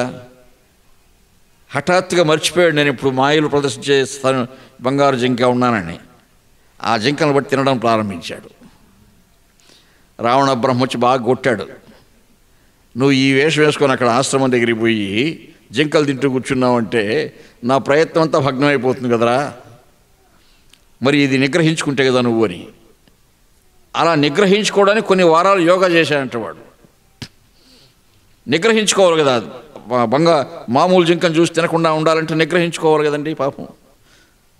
అన్నీ చేసి స్వామి సిద్ధంగా ఉన్నాను. సరే ఈ మాయ ప్రయోగించాలి. ఇక వాడు జాగ్రత్తగా ఆ బంగారు జింకల వేషంలో వచ్చి పంచవటి సమీపంలో అట నటిస్తున్నాడట. వడలల్లను బంగారము పొడలల్లను రత్న సమితి పోరిన మెరపులు నడపుల చిందించుచు కలు బెడగులతో సంచరించే. ఆ సంచరించే మృగం అంతా బంగారుమయంగా ఉంది. జింక ముచ్చటైన జింక పిల్లలాగా ఉంది, రత్నాలు పొరిగినట్టుగా ఉన్నాయి ఒళ్ళంతా. అరే ఇంతకాలమైంది మనం ఈ అరణ్యానికి వచ్చి, ఇటువంటి జింక మనకి ఇంట్లో పడలేదే. నిజంగానే ఆకర్షింపబడింది సీత. భ్రాంతి. ఆకర్షింపబడి అది ఎలాగైనా మనం కట్టేసుకుంటే ఈ ఆశ్రమంలో రోజు గడ్డి తినిపిస్తూ పెంచుకుంటూ ఒక పెంపుడు జింకలాగా ఉండొచ్చు కదా మనకని లక్ష్మణుని అడిగింది ముందు. లక్ష్మణుడు పరిశీలించి చూచాడు. ఆ బంగారు జింక గడ్డి మేసినట్టు నటిస్తూ ఉంది కానీ గడ్డి కొరకడం లేదు. ఒక 10 నిమిషాలు చూశాడు లక్ష్మణుడు. అమ్మా ఇది రాక్షస మాయ, వాడు రాక్షసుడు ఎవడో గడ్డి మేసినట్టు నటిస్తున్నాడు తప్ప ఒక్క గడ్డి పోచ కూడా నోట్లోకి పోవడం లేదు అని మంచి గడ్డి పెరిగి దగ్గరికి వేసాడు జింకకి. వచ్చి వాసన చూసినట్టు చూసిందో తిందు. అది చిన్న పిల్ల కదా నాయన, ఇంకా తినేది నేర్చుకోలేదేమో, దాన్ని తల్లి జింకలు అవన్నీ ఉంటాయి కదా, అవి దగ్గర తరిపేది కాలేదేమో, సరే అది పట్టుకొని మనం కట్టేసుకుంటే ఏమైపోతుంది అన్నది. అన్నకి చెప్పాడు రాముడికి లక్ష్మణుడు. రాముడు కాసేపు పరిశీలించి చూశాడు, లక్ష్మణుడు చెప్పిందే నిజమేనేమో, కానీ సీత వినేట్లేదు, పట్టుదల, నాకు ఎలాగైనా అది కావాలి, నాకు కావాలి. సరే ముచ్చట పడుతూ ఉంది. రాముడు వెళ్ళి పట్టుకునే ప్రయత్నం చేస్తే కొంచెం దూరంగా పోయింది. అలా వెళుతూ వెళుతూ రాముడు వెంటబడ్డాడు. రాముడిని బాగా దూరంగా తీసుకొని పోతుందో జింక, రాముడు వెంటబడుతున్నాడు పాపం. ఒక దశలో రాముడికి అర్థమైపోయింది ఇది రాక్షసుడు, జింక కాదు అని. చంచత్ కాంచన రత్నపంకము ధనుర్జవల్లి సంధించి రత్నాంచత్ పుంఖము కర్ణచుంబితముగా ఆకృష్టి గావించి కృమ్మించుం కీరళ వేగవేయ అదియున్ మేనుచ్చి హా లక్ష్మణాయంచున్ కూలి నిజాకృతిని పొడవుపై ఆ అస్త్రపాతంబునన్. ఒక దివ్య బాణం సంధించి వేశాడు. వేసేసరికి వాడు మిమిక్రీ ధ్వన్యనుకరణం అంటారు, ఆ విద్యలో ప్రవీణుడు వాడు. రాముని గొంతుతోనే హా లక్ష్మణ హా లక్ష్మణ అంటూ కిందపడి ప్రాణాలు వదిలేశాడు వాడు. ఎంత మాయ! అది రాముడికి ఆశ్చర్యం. అన్ను లక్ష్మణ అని ఎందుకు అరిచాడు వీడు? ఆ లక్ష్మణుడు వచ్చి వీడిని రక్షిస్తాడా? మాయ అర్థం కల రామునికి. సరే చాలా దూరం వచ్చేస్తున్నాడు పాపం. ఈ ధ్వని వినిపించింది ఆశ్రమానికి. సీతాదేవి హరిణంబక్కడ కీలవచ్చే విభునైనట్లేల పొమ్మంటి ఆర్తరవం వేటికి బుట్టే. నాయనా, ఏదో ఆర్తనాదం వినిపిస్తూ ఉంది, అది మీ అన్నగారి యొక్క స్వరమే. హా లక్ష్మణ అంటున్నాడే, ఏదైనా ప్రమాదంలో ఉన్నాడేమో, నువ్వు వెళ్ళు నాయనా అన్నది. అమ్మా, అది కూడా రాక్షసమాయే చెప్పాడు లక్ష్మణుడు. అక్కడ కొంత వాగ్వాదం జరిగింది లక్ష్మణునికి సీతకు. తీవ్రమైన సీత బాగా వాగ్వాదం చేసింది. ఆనాడు రాజకుటుంబాల్లో, క్షత్రియ కుటుంబాల్లో ఒక సంప్రదాయం ఉంది. ఏమిటా సంప్రదాయం అంటే, రాజకుమారుడు వివాహం చేసుకున్న తర్వాత వేటలో కానీ యుద్ధాల్లో కానీ హఠాత్తుగా మరణించాడనుకోండి, ఆమె ఆ రాజకుమారుని తమ్ముడిని వివాహం చేసుకోవచ్చు. సీత ఎంతవరకు వాదిస్తుందంటే, అలాంటి ఏమన్నా నువ్వు ఆలోచిస్తున్నావేమో తప్పు అంటే అప్పుడు చెవులు మూసుకుంటాడు ఆయన. అమ్మా, నన్ను ఎంత నువ్వు శంకిస్తున్నావు తల్లి, మీకు దాస్యం చేయడానికి అరణ్యానికి వస్తే నేను అని అప్పుడు బాణాలు తీసుకొని బయలుదేరుతాడు. ఇంకంత మాట అన్న తర్వాత నేను ఉండకూడదు ఇక్కడ, బాగుండదని బయలుదేరి అన్నగారిని వెతుక్కుంటూ వస్తూ ఉంటాడు. ఇప్పుడు వాడికి మంచి సమయం, వీడు కాసుకోరున్నాడు భిక్షు వేషంలో. ఈ దుర్మార్గుడు రావణ బ్రహ్మ భవతి భిక్షాందేహి అంటూ వచ్చాడు ఆశ్రమానికి జంగమదేవర వేషంలో. అయ్యో, ఎవరో భిక్షువులు వచ్చారు ఇక్కడికి. ఆశ్రమాలకు సాధారణంగా భిక్ష కోసం వస్తూ ఉంటారు కదా, మరి వచ్చారేమనేసి ఆ సీతాదేవి భిక్షం ఇవ్వడానికి ప్రయత్నిస్తుంది. అప్పుడు ఆ భిక్షానికి వచ్చిన వాడు అడుగుతాడు, ఇంతి ఎవ్వరి దానవు ఎవ్వతెవు మున్నేమండ్రు నీ నామము ఈ కాంతారంబున కేలవచ్చితి జగత్కళ్యాణమీ దేహము అత్యంతాయాసము పొందజేసిన నిమిత్తంబేమి నీవేటికిన్ వంతం చెందిన దానవు ఇట్లనుడు అవు వామాక్షి తానిట్లను. అమ్మాయి, నువ్వెవరు, నీ పేరేమి, నువ్వు చూడటానికి చాలా సుకుమారిగా ఉన్నావు, క్షత్రియకాంతగా ఉన్నావు, ఎంతో వైభవాన్ని అనుభవించే వ్యక్తిలా కనిపిస్తున్నావు, కానీ ఈ కీకారణ్యంలో పర్ణశాల వేసుకొని ఉండాల్సిన అవసరం మీకేమొచ్చింది అని మర్యాదగా అడిగాడు. ఆమె కూడా మర్యాదగా చెప్పింది, చిరపుణ్యుడు జనకుండను నరపతి సుత సీతయండ్రు నన్ను అయోధ్యావరుడగు దశరథ రాజేశ్వరు కోడల నేను రామచంద్రుని భార్యన్ స్పష్టంగా చెప్పింది. ఆ తల్లి కూడా సభ్యతగా చెప్పింది, అయ్యా మహానుభావ, నేను జనక మహారాజు గారి కుమార్తెను, దశరథ మహారాజు గారి కోడలిని, శ్రీరామచంద్ర ప్రభువు యొక్క భార్యను.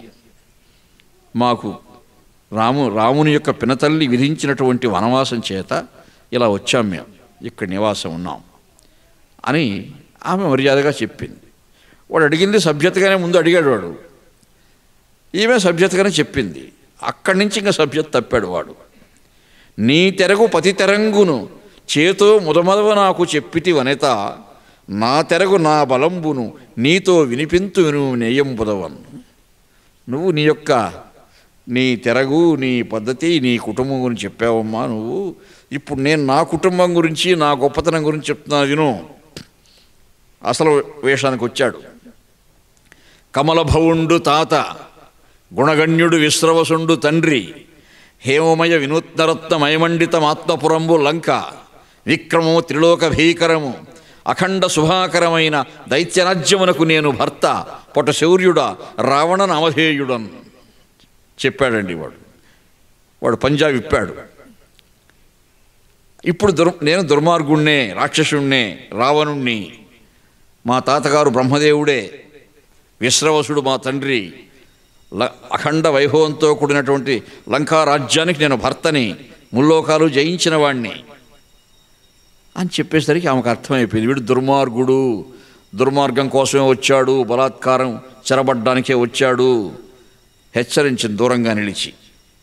గరళంబెత్తుక క్రోలగా దలచితే కష్టాత్మ, కందర్ప సంహరు చక్రాయుధు పద్మజుంగడచు ఉద్యత్యేజు శ్రీరాముని ఎవ్వరిగా చూచెదవు, ఆ ఖరాంతకుని తీవ్ర క్రూర బాణాగ్నిచే ధరణిం కూలెదవు, ఏల ప్రేళెదవు బద్ధస్పర్ధ దుర్వాక్యములు.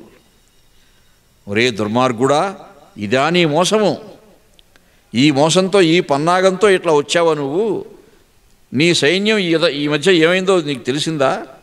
14,000 మంది రాక్షసుల్ని, కరుణ్ణి, త్రిశురుణ్ణి, దూషణుణ్ణి అర్ధముహూర్త మాత్రలో చంపినాడు శ్రీరామచంద్రుడు. అటువంటి వాణితో విరోధం పెట్టుకుంటే నువ్వేమవుతావో గ్రహించావా? వాడన్నాడు, మదమున ఇంద్రుడాదిగా సమస్త నిలింపుల బెట్టిగొన్న నా ఎదుర మృగాక్షి, నీవకట హీనపరాక్రము రాముగీము చెప్పెదవు, ఇటు చూడు నన్నుచు బిట్టు నిజాగృహితోప నిల్చే 20 భుజశాఖలను 10 శిరంబులు ఓజయునర్ప చుట్టికిన్. నా భయంకరాకారం చూడు, యుద్ధరంగాల్లో ఎలా విజృంభిస్తానో అని 10 శిరస్సులు 20 చేతులతో వికటాట్టహాసం చేసేసరికి ఆ తల్లి మూర్ఛలు కింద పడిపోయింది. ఆరోపణ చూడలేక భయము ఆందోళన ఎక్కువైపోయి కింద పడిపోయింది. భూమితో సహా పెళ్లగించి పుష్పవిమానంలో పెట్టి బయలుదేరాడు వాడు. ఆకాశానికి లంఘించాడు. ఆ వేగానికి మళ్ళీ ఆ తల్లి జ్ఞాత కలిగి, అరే దుర్మార్గుడిని తీసుకెళ్ళిపోతున్నాడే, పావన ఆకార గోదావరీ దేవి నీ విరిగింపవమ్మ రాజేంద్రుతోడా, ఓ మాల్యవంత పుణ్యోన్నత గిరినాథ చెప్పంగదే రాజసింహుతోడా, అన్నా లక్ష్మణ నిన్ను పుణ్యనిధి నేను అజ్ఞాననై పలికితిన్, నన్నా పాపం వచ్చి ముట్టికొనియన్. అప్పుడు పశ్చాత్తాపడుతూ ఉంది ఆ తల్లి. లక్ష్మణ, నేను అకారణంగా తిట్టాను నాయన, దూషించాను, నాకు తగిన శాస్తి జరిగింది అని ఆక్రోశిస్తూ ఉంది ఆ తల్లి. అది విని సమీపంలో ఉండే జటాయు పక్షిరాజు, ఆ కీకారణ్యంలో ఉన్నాడు ఆయన. ఆ జటాయు కూడా పక్షుల్లో గరుత్మంతుని జాతిలాగా ఒక జాతి, ఆ జాతి పెద్ద ఆకారం ఆయనది కూడా. ఆయన గగన మార్గంలో అడ్డుపడ్డాడు ఆ రథానికి. అడ్డుపడి రావణ బ్రహ్మను నిలిపాడు. అయ్యా ఇదేమిటి? అమ్మాయి ఆక్రోశిస్తూ ఉంది అక్కడ. ఒక్క తలకేమో 10 తలలు, ఒక్క 2 చేతులకేమో 20 చేతులును, 10 ఇంతలు 20 ఇంతలును. ఈ బలము, ఈ వివేకము, ఈ బలము, జీవలక్షణము ఇట్లు తగునే. పరమాత్మ సృష్టిలో ఒక విలక్షణ వ్యక్తివి నీవు. 10 తలలు 20 చేతులు ఉన్నాయంటే ఒక తలకే ఎంతో మేధస్సు ఉంటుంది కదా, మరి 10 తలలు ఉంటే ఎంత మేధస్సు ఉండాలి నీకు? అందులో సహస్రలింగార్చనాపరుడైనటువంటి అనుష్ఠానశీలివి. అకటా ఇంతగా చెప్పనేమిటికి నీవా పార్వతీనాథ భక్తి కళానమ్ర మనస్కుడవుదువును, ముక్తి ప్రౌఢ వాదోగ్ర దూషకులం చేరవు, పుణ్యపాపముల విశ్వాసంబు లేనట్టి వానికి నేను చెప్పిన ఎట్లు చెప్పవలనా నీకున్ పరిజ్ఞాతకును. ఎప్పుడైతే నువ్వు పరమశివుని సహస్రలింగార్చన అనుష్ఠానం చేస్తున్నావో ఆ పరమశివుని యొక్క భక్తాగ్రేసురుడైనటువంటి నీకు పుణ్యపాపముల విశ్వాసం లేదా? ఇది దుర్మార్గం అని తెలియదా? నువ్వు ఈ పని చేయొచ్చునా? అడ్డుపడ్డాడు. పక్కకు తప్పుకో అన్నాడు రావణుడు. తప్పుకునే ప్రసక్తి లేదు అన్నాడు. సీతమ్మ వారు గ్రహించారు. అంతకుముందే జటాయువు చాలాసార్లు ఆశ్రమానికి వచ్చి వాళ్ళ యోగక్షేమాలు విచారించిపోతున్నాడు ఆ పక్షిరాజు. అమ్మవారు చెప్పారు, స్వామి మీరు వీడిని ఎదిరించే ప్రయత్నం చేయొద్దు, దగ్గరలో రాముడు ఉన్నాడు, మీరు వెళ్ళి రాముణ్ణి మీపై కూర్చోబెట్టుకొని వచ్చేయండి ఇక్కడికి. రాముడు వస్తే వీడిని చంపేస్తాడు, వీడిని చంపడానికి మీ బలం చాలకపోవచ్చు అని ఆ తల్లికి సమయస్ఫూర్తి ఎక్కువ కదా, జాగ్రత్తగా చెప్పింది. నిజంగా ఆమె చెప్పినట్టు చేసుంటే మాత్రం అక్కడికి అయిపోయి ఉంటుంది రామాయణం. ఆయన పోయి రాముడిని పిలుచుకొని వచ్చుంటే చంపేస్తాడు రాముడు. ఎందుకమ్మా, నా బలం చాలు, వీడిని దుర్మార్గం నేను శిక్షించగలను, నేను రక్షించగలను అని ఎదిరించాడు. తన పెద్ద చంచూపుటంతో ముక్కుతో ఆ పుష్పకమని తోసాడు. అట్లా తోస్తే కింద పడి తప్పించుకొని వాళ్ళు తమాయించుకున్నాడు. రావణుని కోపం వచ్చింది. ఏరా పక్షి, అదేమో బాగుకొని నీవే పోదు అన్నన్ గరు ధారాపాతము నాచినావని కళాదండంబు చేశాసి క్రుద్ధారన్ సారథికిచ్చి ఆయుధాలు తీసుకొని చక్షు రాజీవములందు 20 మహాగ్నుల్ జ్వాలలై మండగన్. వాడు 10 తరల్లో 20 నేత్రాలు, ఆ 20 నేత్రాలు 20 అగ్నిగోళలైనాయంట వాడిని చూచి. ఆకాశంలోనే ఇద్దరికీ యుద్ధం జరిగింది. పెద్ద ఖడ్గం తీసుకొని నరికాడు. 2 రెక్కలు నరికేసరికి కింద పడిపోయాడు జటాయువు. మూలుగుతూ కింద పడ్డాడు. ఆ పడడం కూడా ఆయన దురదృష్టం, ఒక పెద్ద ముండ్ల పొదలో పడ్డాడు. అవి ఒక పక్క గుచ్చుకుంటున్నాయి, చేతులు విరిగిపోయాయి. ఆ దీనావస్థలో ఉన్నాడు పాపం జటాయువు. ఈ లక్ష్మణుడు వెళ్ళాడు రాముడిని వెతుక్కుంటూ. ఇక్కడ వెళ్ళేసరికి, నాయనా ఎందుకు వచ్చావు, సీత ఏమైంది అంటే, అమ్మవారు బాధపడిపోతున్నారు. వాడు హా లక్ష్మణ అనే శబ్దం ఎందుకు వచ్చిందంటే, అది దుర్మార్గుడు, వాడు చస్తూ అరిచాడు. వాడు అట్లాగా, నువ్వు వచ్చి రక్షిస్తావు వాడిని చంపేశాను. వచ్చి చూస్తే ఆశ్రమంలో అమ్మవారు లేరండి. రాముడికి ఎంత విషాదం పాపం. సాక్షాత్ పరమాత్మ భగవంతుడు, కానీ ఆయనకు తాత్కాలికంగా ఎంత వియోగం కలిగిందో చూశారా? ఇలా ఎందుకు ఆయనకు ఆ వియోగం కలిగింది? సృష్టి ఆదిలో, ఈ సృష్టి ప్రారంభింపబడినప్పుడు శ్రీమన్నారాయణుని యొక్క నాభికమలలో నుంచి చతుర్ముఖ బ్రహ్మ ఆవిర్భవించి లోకాలను సృష్టిస్తూ ఉన్నప్పుడు ఆదిపరాశక్తి కూడా 3 విధములుగా తాను అవతరించి విద్యా ప్రధాన సమయే శరదిందు శుభ్రాం, లక్ష్మీ ప్రధాన సమయే నవవిద్రుమాభాం, విద్వేషి వర్గహరణే చ తమాల నీలాం, దేవీం త్రిలోకజననీం శరణం ప్రపద్యే. విద్వత్ ప్రధాన సమయంలో జ్ఞానప్రదాతగా సరస్వతిగా, ఐశ్వర్యప్రధానంలో లక్ష్మీదేవిగా అమ్మవారు, శత్రు సంహార కేళి విలాసంగా దుర్గా కాళి, అన్నీ కూడా ఆ జగన్మాత యొక్క విభూతులే, ఆదిపరాశక్తి యొక్క విభూతులే. ఆమె ఆ లక్ష్మి సృష్ట్యాదిలో బ్రహ్మ ఆవిర్భవించి సృష్టి ప్రారంభం చేసినప్పుడు నవబ్రహ్మలు కూడా ఆయనతో కూడా ఉదయిస్తారు. నవబ్రహ్మలు అంటే మరీచి, భృగువు, వీళ్ళంతా కూడా. ఆ 9 మంది నవబ్రహ్మల్లో భృగువు ప్రముఖుడు. బ్రహ్మకు సృష్టి కార్యంలో సహాయం పూర్తయిన తర్వాత హిమోత్తరత ప్రాంతాలలో ఒక నిర్జన ప్రదేశాన్ని ఎన్నుకొని ఘోర తపస్సులో కూర్చున్నాడు ఆయన భృగువు. అటువంటి మహర్షి ఎన్నుకున్న ప్రదేశం కదా, అదొక దివ్య ప్రదేశం అనే భావనతో మిగిలిన మహర్షులు కొంతమంది ఆశ్రమాలు వేసుకున్నారు అక్కడ. ఈ భృగువు ధర్మపత్ని ఖ్యాతి అమ్మవారు. ఆ ఖ్యాతి ధర్మపత్ని సపర్యలు చేస్తూ ఉండగా ఈయన తపస్సు నిర్విఘ్నంగా జరుగుతూ ఉంది. కొన్నాళ్లకు ఆ ఖ్యాతి గర్భం ధరించింది. 9వ నెల వచ్చింది. 9వ మాసం వస్తూనే ఆ ఖ్యాతి మాత యొక్క గర్భమే ఒక సువర్ణ పద్మంలాగా అయిపోయిందట. సువర్ణ పద్మంలాగా అయిపోయి ఆ సువర్ణ పద్మంలో నుంచి ఒక దివ్యమైనటువంటి ఆడు శిశువు బిడ్డ వచ్చింది. ఎప్పుడైతే ఆ అమ్మాయి ఉదయించిందో, చిన్న బిడ్డ ఆడు శిశువు, భృగు మహర్షి యొక్క ఆశ్రమం అంతా కూడా అనేక ధన కనక రత్న వస్తు భాండాగారాలతో నిండిపోతూ ఉందంట. ఒక భృగు మహర్షి ఆశ్రమమే కాదు, చుట్టుపక్కల మహర్షుల ఆశ్రమాలన్నీ కూడా ధన కనక రత్న భాండాగారాలు అయిపోతున్నాయి, పుట్టుకొస్తున్నాయి కొత్త కొత్త రాసులు. అరే, సర్వసంగ పరిత్యాగులం కదా మహర్షులు మనం, ఈ సంపదలు మనకెందుకు? కానీ మన తపస్సు ఏమన్నా గుబాళించి ఇలా జరుగుతూ ఉందా అర్థం కాక వాళ్ళు ఎక్కడో పల్లెల నుంచి జనాలంతా పిలిపించి దానం చేసేస్తున్నారు అంతా. సరే, ఒకరోజు దానం చేశారు, రెండో రోజు మళ్ళీ యథాతంగా పుట్టుకొస్తున్నాయి. రెండో రోజు దానం చేసేశారు. అలా వస్తూ ఉంటే మిగిలిన మహర్షులకు అర్థం కాలేదు, ఏమిటి ఈ భృగు మహర్షిని నమ్ముకొని ఇక్కడికి వస్తే మనం ఈ విధంగా రోజు వరద నీళ్ళు వచ్చేస్తే ఇంట్లో ఎత్తిపోసుకునే పని అయిపోయింది మనకి. ఏమిటి మహర్షి, మీరు ఎందుకు తపస్సు చేస్తున్నారో, ఆ బిడ్డ పుట్టినప్పటి నుంచి మనకి ఈ గతి పట్టుకుంది అన్నది. అప్పుడు భృగువు దివ్య దృష్టిలో చూశాడు, లక్ష్మి అవతరించింది. ఆమె లక్ష్మి భృగు మహర్షి కుమార్తె కాబట్టి భార్గవి. వెంటనే ఆ బిడ్డను చేతుల్లోకి తీసుకొని సముద్రుని దగ్గరికి పోయాడు. నువ్వు పెంచుకోవా ఈ బిడ్డను ఇచ్చేశాడు. సముద్రుడు తీసుకున్నాడని ఆయనలోకి. రత్నాకరుడైనాడు సముద్రుడు. ఎక్కడ చూసినా రత్నభాండ.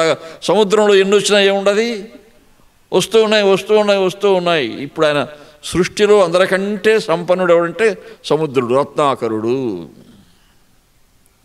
సువిశాల రత్నాకరుడు ఆయన.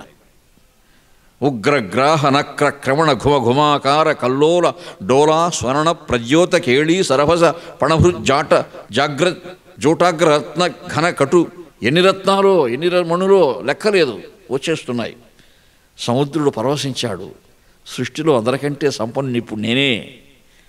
ఆ బిడ్డను యుక్త వయసు వస్తూ ఉంది, వివాహం చెయ్యాలి, ఎవరికో ఇచ్చి పెళ్లి చేసి పంపించేస్తే వినిపోతాయేమో అని శ్రీమన్నారాయణుని అర్థించి ఆ లక్ష్మీనారాయణ కళ్యాణం అక్కడే జరిపించాడు. సముద్రంలోనే శేషతల్పం ఏర్పాటు చేసి అక్కడే అమ్మవారిని సపర్యలకు నియమించి, అల్లుడు నారాయణుడే ఆయనకు అల్లుడు. చూసారా, అఖిలాండ కోటి బ్రహ్మాండ నాయకుడు, మనందరికీ పోషకుడైనటువంటి దేవదేవుడే ఇళ్ళకి అల్లుడు. మామగారింట్లో ఉన్నాడు ఆయన. అట్లా వాళ్ళకి వివాహం జరిగింది. అప్పుడు దేవదానవ యుద్ధం జరిగింది. రాక్షసులకు దేవతలకు ఘోర యుద్ధం జరిగితే శ్రీమన్నారాయణుడు సుదర్శన చక్రం ప్రయోగించి అసంఖ్యాక రాక్షసులను చంపేసినప్పుడు మిగిలిన రాక్షసులను తప్పించుకొని పరుగులు తీసి వెళ్ళి భృగు మహర్షి ఆశ్రమానికి పోయినారు వాళ్ళు. మహర్షి ఘోర తపస్సులో ఉన్నాడండి. అమ్మవారు ఉన్నారు లోపల, ఖ్యాతిమాత. అక్కడికి వెళ్ళారు. ఆ తల్లి అమాయకురాలు, ప్రాణభిక్ష తల్లి అన్నారు. భయపడద్దండి నాయన అని అందరికీ సపర్యలు చేయించి కూర్చోబెట్టి భోజనాలు పెట్టింది. దేవేంద్రుడు ఆగ్రహించాడు, రాక్షసులు దేవతలతో విరోధించిన రాక్షసులకి భోజనాలు పెట్టి సపర్యలు చేయడమా ఖ్యాతిమాత అని వెళ్ళి శ్రీమన్నారాయణతో చెప్పాడు. రాక్షసులకు ఆశ్రయం ఇచ్చిన వాళ్ళు ఎవరైనా సరే దుర్మార్గులే, శిక్షార్హులే అని చెప్పి వెంటనే సుదర్శన చక్రం ప్రేమించాడు. ఆ చక్రం వెళ్ళి సరాసరి ఖ్యాతిమాత శిరస్సు ఖండించింది. భృగు మహర్షికి తపోభంగం జరిగిపోయింది. అయ్యో, నాకు ధర్మపత్ని వియోగం కలిగించిన వాడెవడు, వాడికి కూడా ధర్మపత్ని వియోగం కలుగుగాక శపించాడు. మహర్షులంతా వచ్చి, స్వామి వాడు ఎవడో కాదు, మీ అల్లుడు గారు, మీరు సముద్రునికి ఇచ్చారు కదా అమ్మాయిని, ఆ అమ్మాయిని వివాహం చేసుకున్నవాడు వాడు, కాబట్టి వాడి ధర్మపత్ని యోగం జరుగుతుందంటే మీ అమ్మాయికే జరిగినట్టు లెక్క. అప్పుడు తండ్రి కదా, అయ్యో నా బిడ్డకు అలా జరగకూడదు, ఆ వియోగం తాత్కాలికమై ఉండుగాక అని శాపాంతం అనుగ్రహించాడు. అది వెళ్ళి నారాయణుడికి చెప్పారు, శ్రీమన్నారాయణుడికి. శ్రీమన్నారాయణుడు, ఆ వియోగం నాకు రామావతారంలో అవసరమే, ఇప్పుడు జరిగిందండి అది ఆ వియోగం. అమ్మవారిని వాడు తీసుకుపోవడం, రాముడు వెతుక్కుంటూ ఆ విరహాన్ని భరించలేక లక్ష్మణుడు రాముడు కలిసి సీతాన్వేషణ చేసుకుంటూ ఎన్నెన్నో ప్రదేశాలు తిరిగి పిచ్చిగా తిరుగుతూ ఉన్నారు. వాళ్ళు తిరుగుతూ ఉంటే మూలుగు వినిపించింది ఒక పొదలో నుంచి. ఎవరో మూలుగుతున్నారు అంటే ఇది కూడా రాక్షసమాయిగా ఉంటుందా అని బాణాలు సంధించాడు రాముడు. అన్నా తొందరపడకండి, ఏదో అక్కడి నుంచి చెప్తున్నాడు ఆయన ఆ పొదలో నుంచి.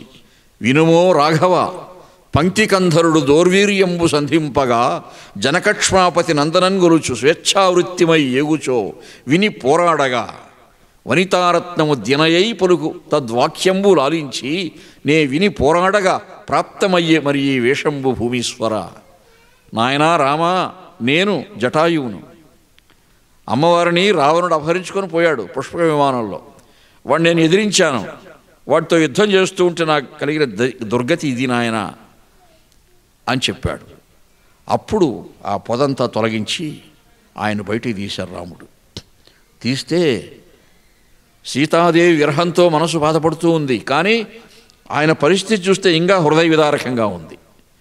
అప్పుడు రాముడే దగ్గరుండి జటాయువుకి ఉత్తర క్రియలన్నీ చేశాడండి. ఆ ఉత్తర క్రియలన్నీ పూర్తి చేసి జటాయువును ముక్తి మార్గం కనిపించి ఆయనకు మోక్ష సామ్రాజ్యం అలంకరించే యోగ్యతాదులు కల్పించి అక్కడి నుంచి వెతుక్కుంటూ ఇంకా బయలుదేరారు. జటాయువును వదిలిపెట్టి ఆ పనులన్నీ పూర్తి చేసుకొని ఎక్కడున్నారు అమ్మవారు, ఎక్కడున్నారు అంటూ ఇంకా వెతుక్కుంటూ పోతూ ఉన్నారు. మళ్ళీ ఆ కష్టాల్లో ఇంకా కష్టం ఉన్నట్టు మరొక రాక్షసుడు ఎదురైనాడు అక్కడ, కబంధుడు. వాడు చేతులు చాచాడంటే కొన్ని యోజనాలు మైళ్ళ దూరం చాచి లాక్కుంటాడు ఏం కావాలన్న వాడు. ఆ శక్తి ఉంది వాడికి. అలా ఈ రామలక్ష్మణుడు లాక్కున్నా అంటవాడు. లాక్కొని వాణ్ణి విరాధుణ్ణి ఎలా శిక్షించారో ఖడ్గంతో నరికి భుజాలు, అలా వీడిని నరికారు వాళ్ళు. కొంతసేపు వాడి యొక్క పెద్ద ఆకారం చూసి ఇటువంటి వాళ్ళు కూడా ఉంటారా అని రాముడు జడుచుకున్నాడు. కానీ ఆయన ధైర్యం, ఆత్మస్థైర్యం ఎక్కువ కదా. వాడిని నరికారు. వాడు కూడా శిక్ష ఇవ్వబడ్డాడు. అప్పుడు వాడి పూర్వవృత్తాంతం వాడు చెప్పాడు, రామా ఇంకా నాపై ఆయుధ ప్రయోగం చేయొద్దు, నా పని అయిపోయింది. నేను కూడా పూర్వాశ్రమంలో గొప్ప గంధర్వుణ్ణి. కానీ స్థూలశరుడు అనే మహర్షులను శపించాడు. ఎందుకంటే కామరూపధరుడైనటువంటి నేను కొన్ని వికృత వేషాలు వేసి పీడిస్తూ ఉంటే ఈ వేషం వేసుకున్నప్పుడు ఇంక ఈ వేషంతోనే ఉందిగా కానీ శపించాడు ఆయన నన్ను. కాబట్టి ఇలాగే ఉండిపోవాల్సి వచ్చింది. ఇప్పుడు నీ వల్ల నాకు ఆ శాప విముక్తి జరిగింది. కాబట్టి నేను మళ్ళీ నా లోకానికి వెళ్ళిపోతున్నాను నేను అని ఆ రాముని యొక్క ఆ బాణ ప్రయోగం చేత, ఆయుధ ప్రయోగం చేత వాడి శాప విముక్తి కలిగి వాడు వెళుతూ దగ్గరలో శబరి ఆశ్రమం ఉంది. మీరు ఆ శబరి ఆశ్రమానికి వెళ్ళండి. ఆ శబరి ఆశ్రమానికి వెళితే మీరు ఎందుకైతే పరితపిస్తూ ఉన్నారో మీ సమస్యకి ఏదైనా ఒక పరిష్కారం దొరకచ్చు రామా. నాకు కొన్ని దివ్యశక్తులు ఉన్నాయి, కానీ ఆ దివ్యశక్తులన్నీ నశించాయి ఈ శాపం చేత. ఇప్పుడు మళ్ళీ నాకు స్పృహలోకి వస్తున్నాయి కొన్ని. ఆ స్పృహ వల్ల చెప్పగలుగుతున్నాను అన్నాడు వాడు. అరణ్యపర్వంలో మనం అరణ్యకాండలో ఇవన్నీ చదువుతూ ఉంటే మనకు కొన్ని విషయాలు తెలుస్తాయండి. దుర్మార్గులు అనేవాళ్ళు ఎట్లా వచ్చారు? వాళ్ళు చేసిన చెడ్డ పనుల చేతనే వాళ్ళకి ఆ గతి వచ్చింది. వాళ్ళ అదృష్టం బాగుండి ఎలాగొండ రాముని ఆయుధ ప్రయోగం చేత ఆ శాపం పోతూ ఉంది. కానీ ఒకప్పుడు వాళ్ళు మంచివాళ్లే. మనం కూడా ఒకప్పుడు మంచివాళ్ళమే. ఇప్పుడు చెడ్డవాళ్ళని నేను చెప్పడం లేదు. మీరంతా మంచివాళ్ళు కాబట్టి అదృష్టం ఉండి వినడానికి వచ్చారు. కానీ మనలో ఉంటుంది చెడ్డతనం అనేది ఎక్కడో. అది ప్రక్షాళనం చేసుకోవడమే రామానుగ్రహం అనేది. రాముడిలో ఉన్న గొప్ప లక్షణం అది. ఇవన్నీ ఆలకించినందువల్ల మనలో కూడా ఉన్నటువంటి ఆ రాక్షస ప్రక్రియ అన్నది నశించిపోతుంది. అదే ఆపదాం అపహర్తారం దాతారం సర్వసంపదాం అంటే అదే అన్నమాట. నేను మొట్టమొదటి నా గండపెండేరం సభ అనంతపూర్లో జరిగిందండి 1988లో. నేనే వల్లసాని పెద్దనంత మహాకవి కాదు, మహాపండితుడిని కాదు. కానీ పెద్దన్న గారికి జీవితాంతంగా ఒక గండపెండేరమే రాయలు వారు వేశారు. ఇప్పటి నాకు 8 గండపెండేరాలు వచ్చాయి. అది నా అదృష్టం. నేనేం అంత గొప్పవాడిని కాదు, కానీ అలా చేశారు, సన్మానం చేశారు పెద్దలు నాకు. మొదటి గండపెండేర సభ అనంతపురం.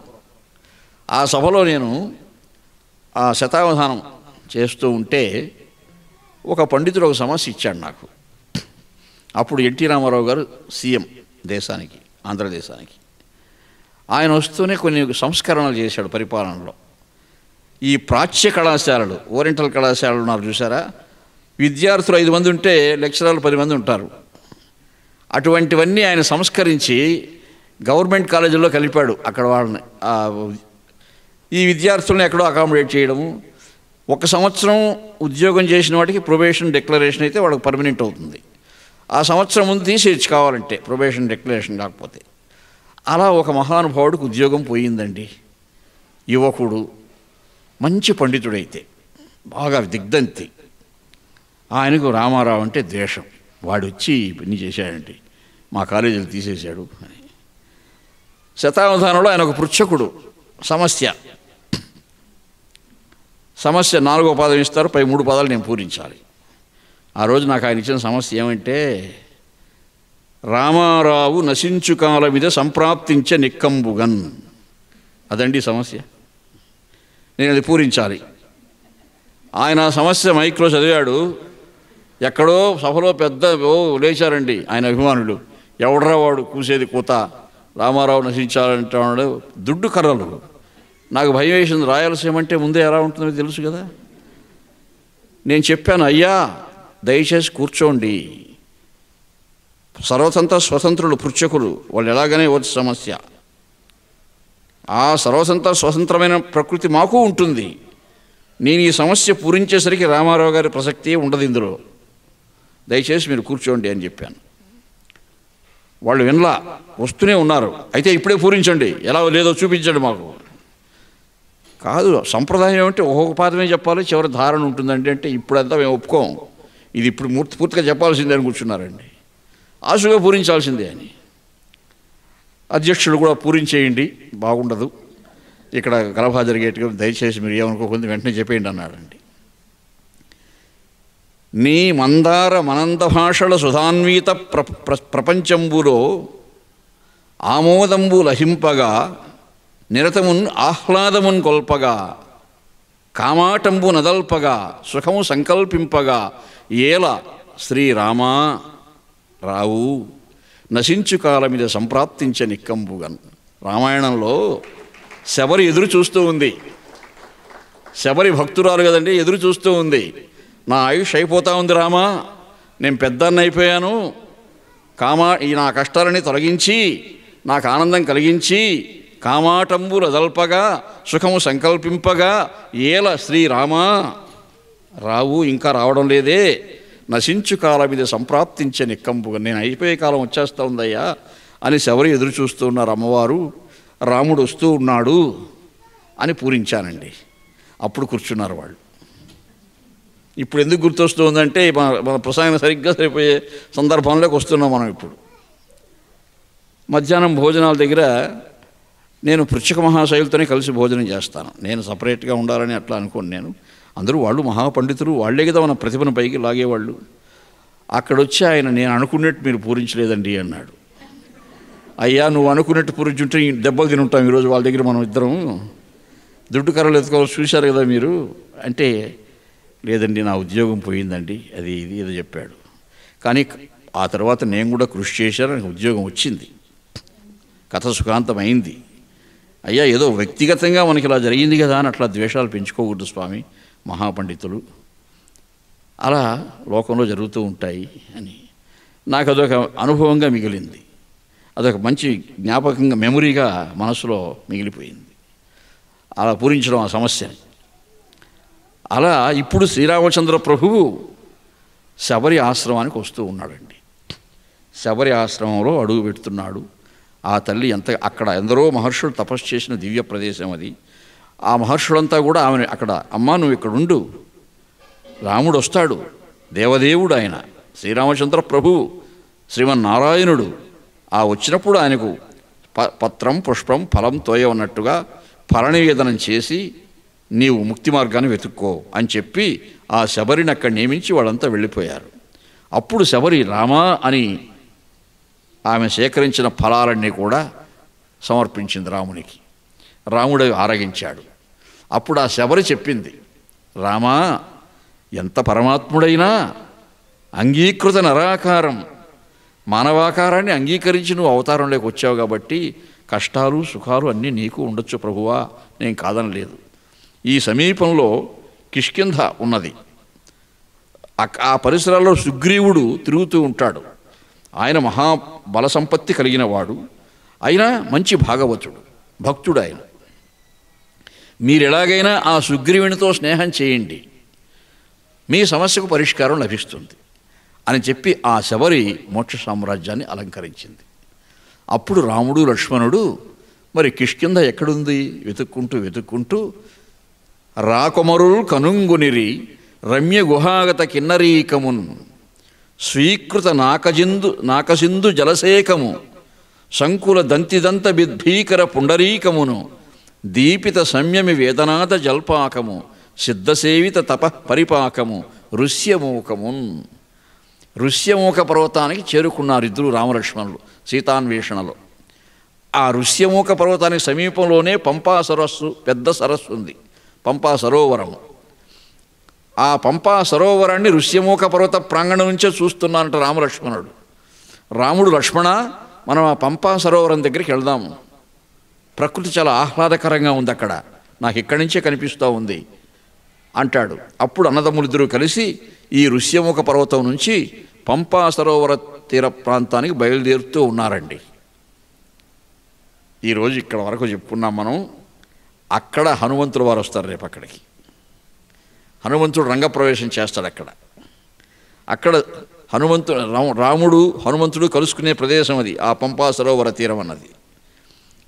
కాబట్టి ఆ రామాయణం ఇంకా ఒక మలుపు తిరుగుతుంది.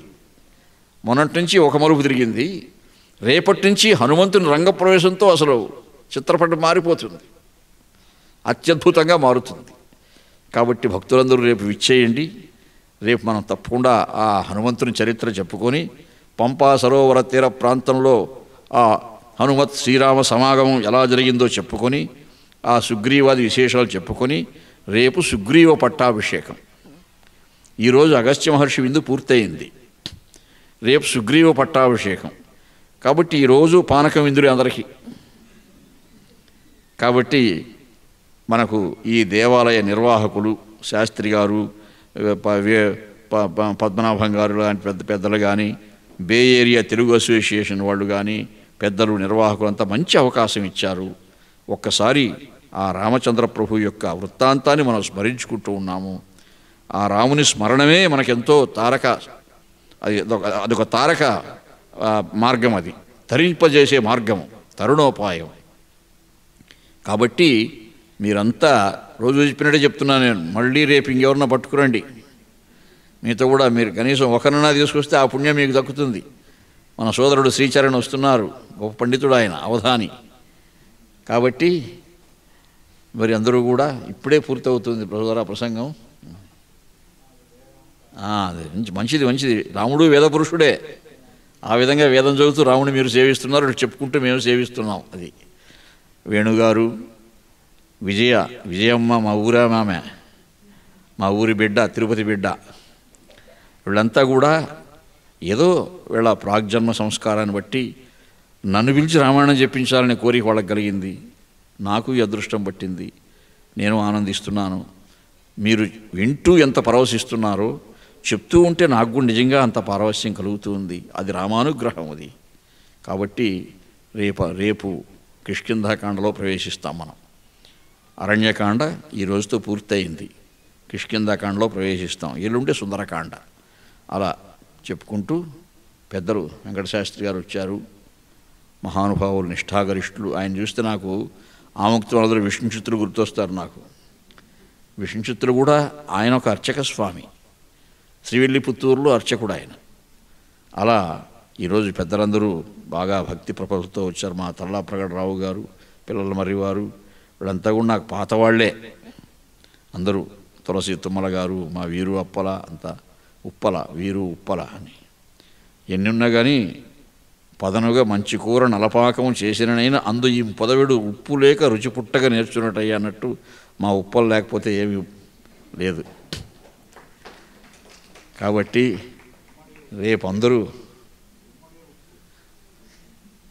రేపందరూ రండి.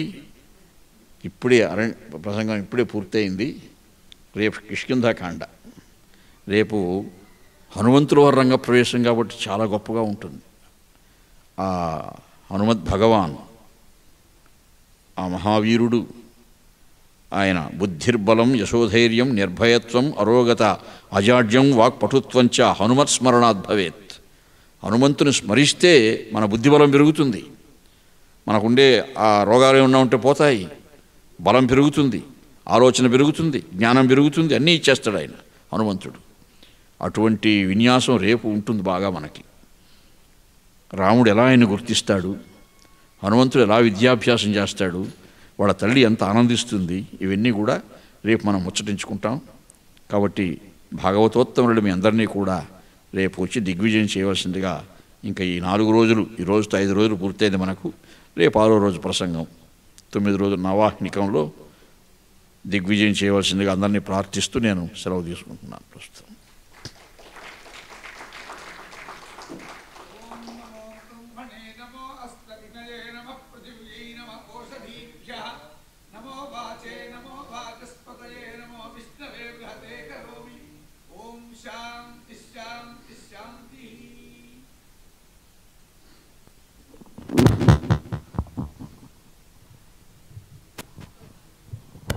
భక్తులందరికీ మరొకసారి ధన్యవాదాలు. ఈరోజు 2 గంటల పాటు జరిగిన సమావేశం అసలు ఒక క్షణంలో అయిపోయినట్టు అనిపించింది. పూర్తిగా ఏకధాటిన సాగింది. గురువుగారికి మనందరం రుణపడి ఉంటాం. వారికి ధన్యవాదాలు. మరొకసారి కరతాళధ్వనులతో గురువుగారిని అభినందించండి. వారు చెప్పినట్టు ఈ రోజుతో అరణ్యకాండ పూర్తయింది. రేపు కిష్కింధకాండ, ఆ తర్వాత సుందరకాండ, చివరగా యుద్ధకాండ రామ పట్టాభిషేకంతో పూర్తవుతుంది. తప్పకుండా అందరూ రావాల్సిన సమయం. ముఖ్యంగా కిష్కింధకాండలో హనుమత్ ప్రవేశం అని చెప్పారు గురువుగారు. ఆ తర్వాత సుందరకాండ. ఇక్కడి నుంచి ఏది మిస్ అవ్వాల్సిందేవి లేవు ఇక్కడి నుంచి. ఎందుకంటే హనుమంతుల వారి ప్రవేశం, సుందరకాండ అన్నిటికన్నా అసలు సుందరకాండ అంటేనే ఆ పేర్లోనే ఉంది. ఆ తర్వాత శ్రీరామ పట్టాభిషేకం.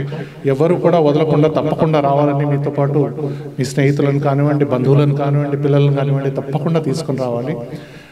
బేరియా తెలుగు అసోసియేషన్ వారి తరఫున, అలాగే వేదా టెంపుల్ వారి తరఫున మీ అందరికీ ధన్యవాదాలు. గురువు గారికి నమో వాకాలు.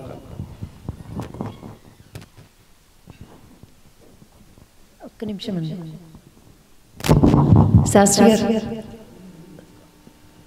మీరు కూడా ఒక్కసారి రావాలండి. ఇది చాలా పవిత్రమైన మాసం, కార్తీక మాసం. మీరు ఎంతో మొత్తం మీ టీం మొత్తం ఎంతో బిజీగా ఉన్నారు. అయినా కూడా ప్రతి ఒక్కరు ఎక్కడ రుసుగు లేకుండా అందరికీ సహకరించి చాలా హెల్ప్ చేశారు. పానకం అడగగానే పానకం కానీ, ప్రసాదాలు కానీ. సో మొత్తం మన తెలుగు కమ్యూనిటీ తరఫున, బాట తరఫున మీకు మరొకసారి కృతజ్ఞతలండి. ఇలాంటి మహనీయులు మన ప్రాంతానికి వచ్చినప్పుడు ఇలాంటివి చేసుకోవడం విద్యుక్త ధర్మం. అది మన కనీస ధర్మం కూడాను. ఇలాంటి ధర్మాన్ని చెప్పుకోవడమే కాదు, అప్పుడు కూడా నేను చెప్తూ ఉంటాను, ప్రతిదీ చెప్పడం కాదు, implementation is very important and I use to tell. ఎందుకంటే నేను ప్రతిదీ కూడాను పుస్తకాల్లో ఉంది, ధర్మాన్ని రాసుకుంటాం, ధర్మాన్ని చెప్పుకుంటాం, ధర్మాన్ని ఉపన్యసించుకుంటాం కాకుండా అలాంటి పెద్దల వాక్యాల్ని మనం తూచా తప్పకుండా ఆచరించడానికి ప్రయత్నం చేసామనుకోండి, దట్ ఈస్ కాల్డ్ ఇంప్లిమెంటేషన్ కదా. దానివల్ల మనకు కృతజ్ఞత ఉంటుంది. వాళ్ళకేమిటి, వాళ్ళంతా తరించేశారు. వాళ్ళు మహానుభావులు స్వయం తీర్ణ పరాంతారైతే మహానుభావులు వాళ్ళు తరించేశారు. మనల్ని తరింపజేయడం కోసం వచ్చిన వాళ్ళు. కాబట్టి మీకు నిజంగా ఆంజనేయ స్వామి వచ్చి కూర్చొని చెబుతారంటే కూడాను, ఆంజనేయ స్వామి నిజంగా వచ్చాడంటే మళ్ళీ ఒక క్వశ్చన్, మనకి ఒక అనుమానం, నిజంగా వచ్చాడు అంటే కూడా. కాబట్టి ఆంజనేయ స్వామి కావచ్చు, రాముల వారే కావచ్చు, ఎవరు మొత్తం ఆ పరివారం మొత్తం కూడా వారి హృదయంలో జరబడి వారి వాక్కు ద్వారా మనకు మంచి మంచి వాక్యాలు, ఆ రామాయణంలో ఉండేటువంటి అత్యుత్తమమైనటువంటి కథా వృత్తాంతాన్ని మొత్తం కూడాను, ఆ సారాన్ని అలా మన అందరికీ కూడా ధారపోస్తున్నారు. దాన్ని స్వీకరించవలసిన, గురవలసిందిగా కోరుకుంటున్నాను.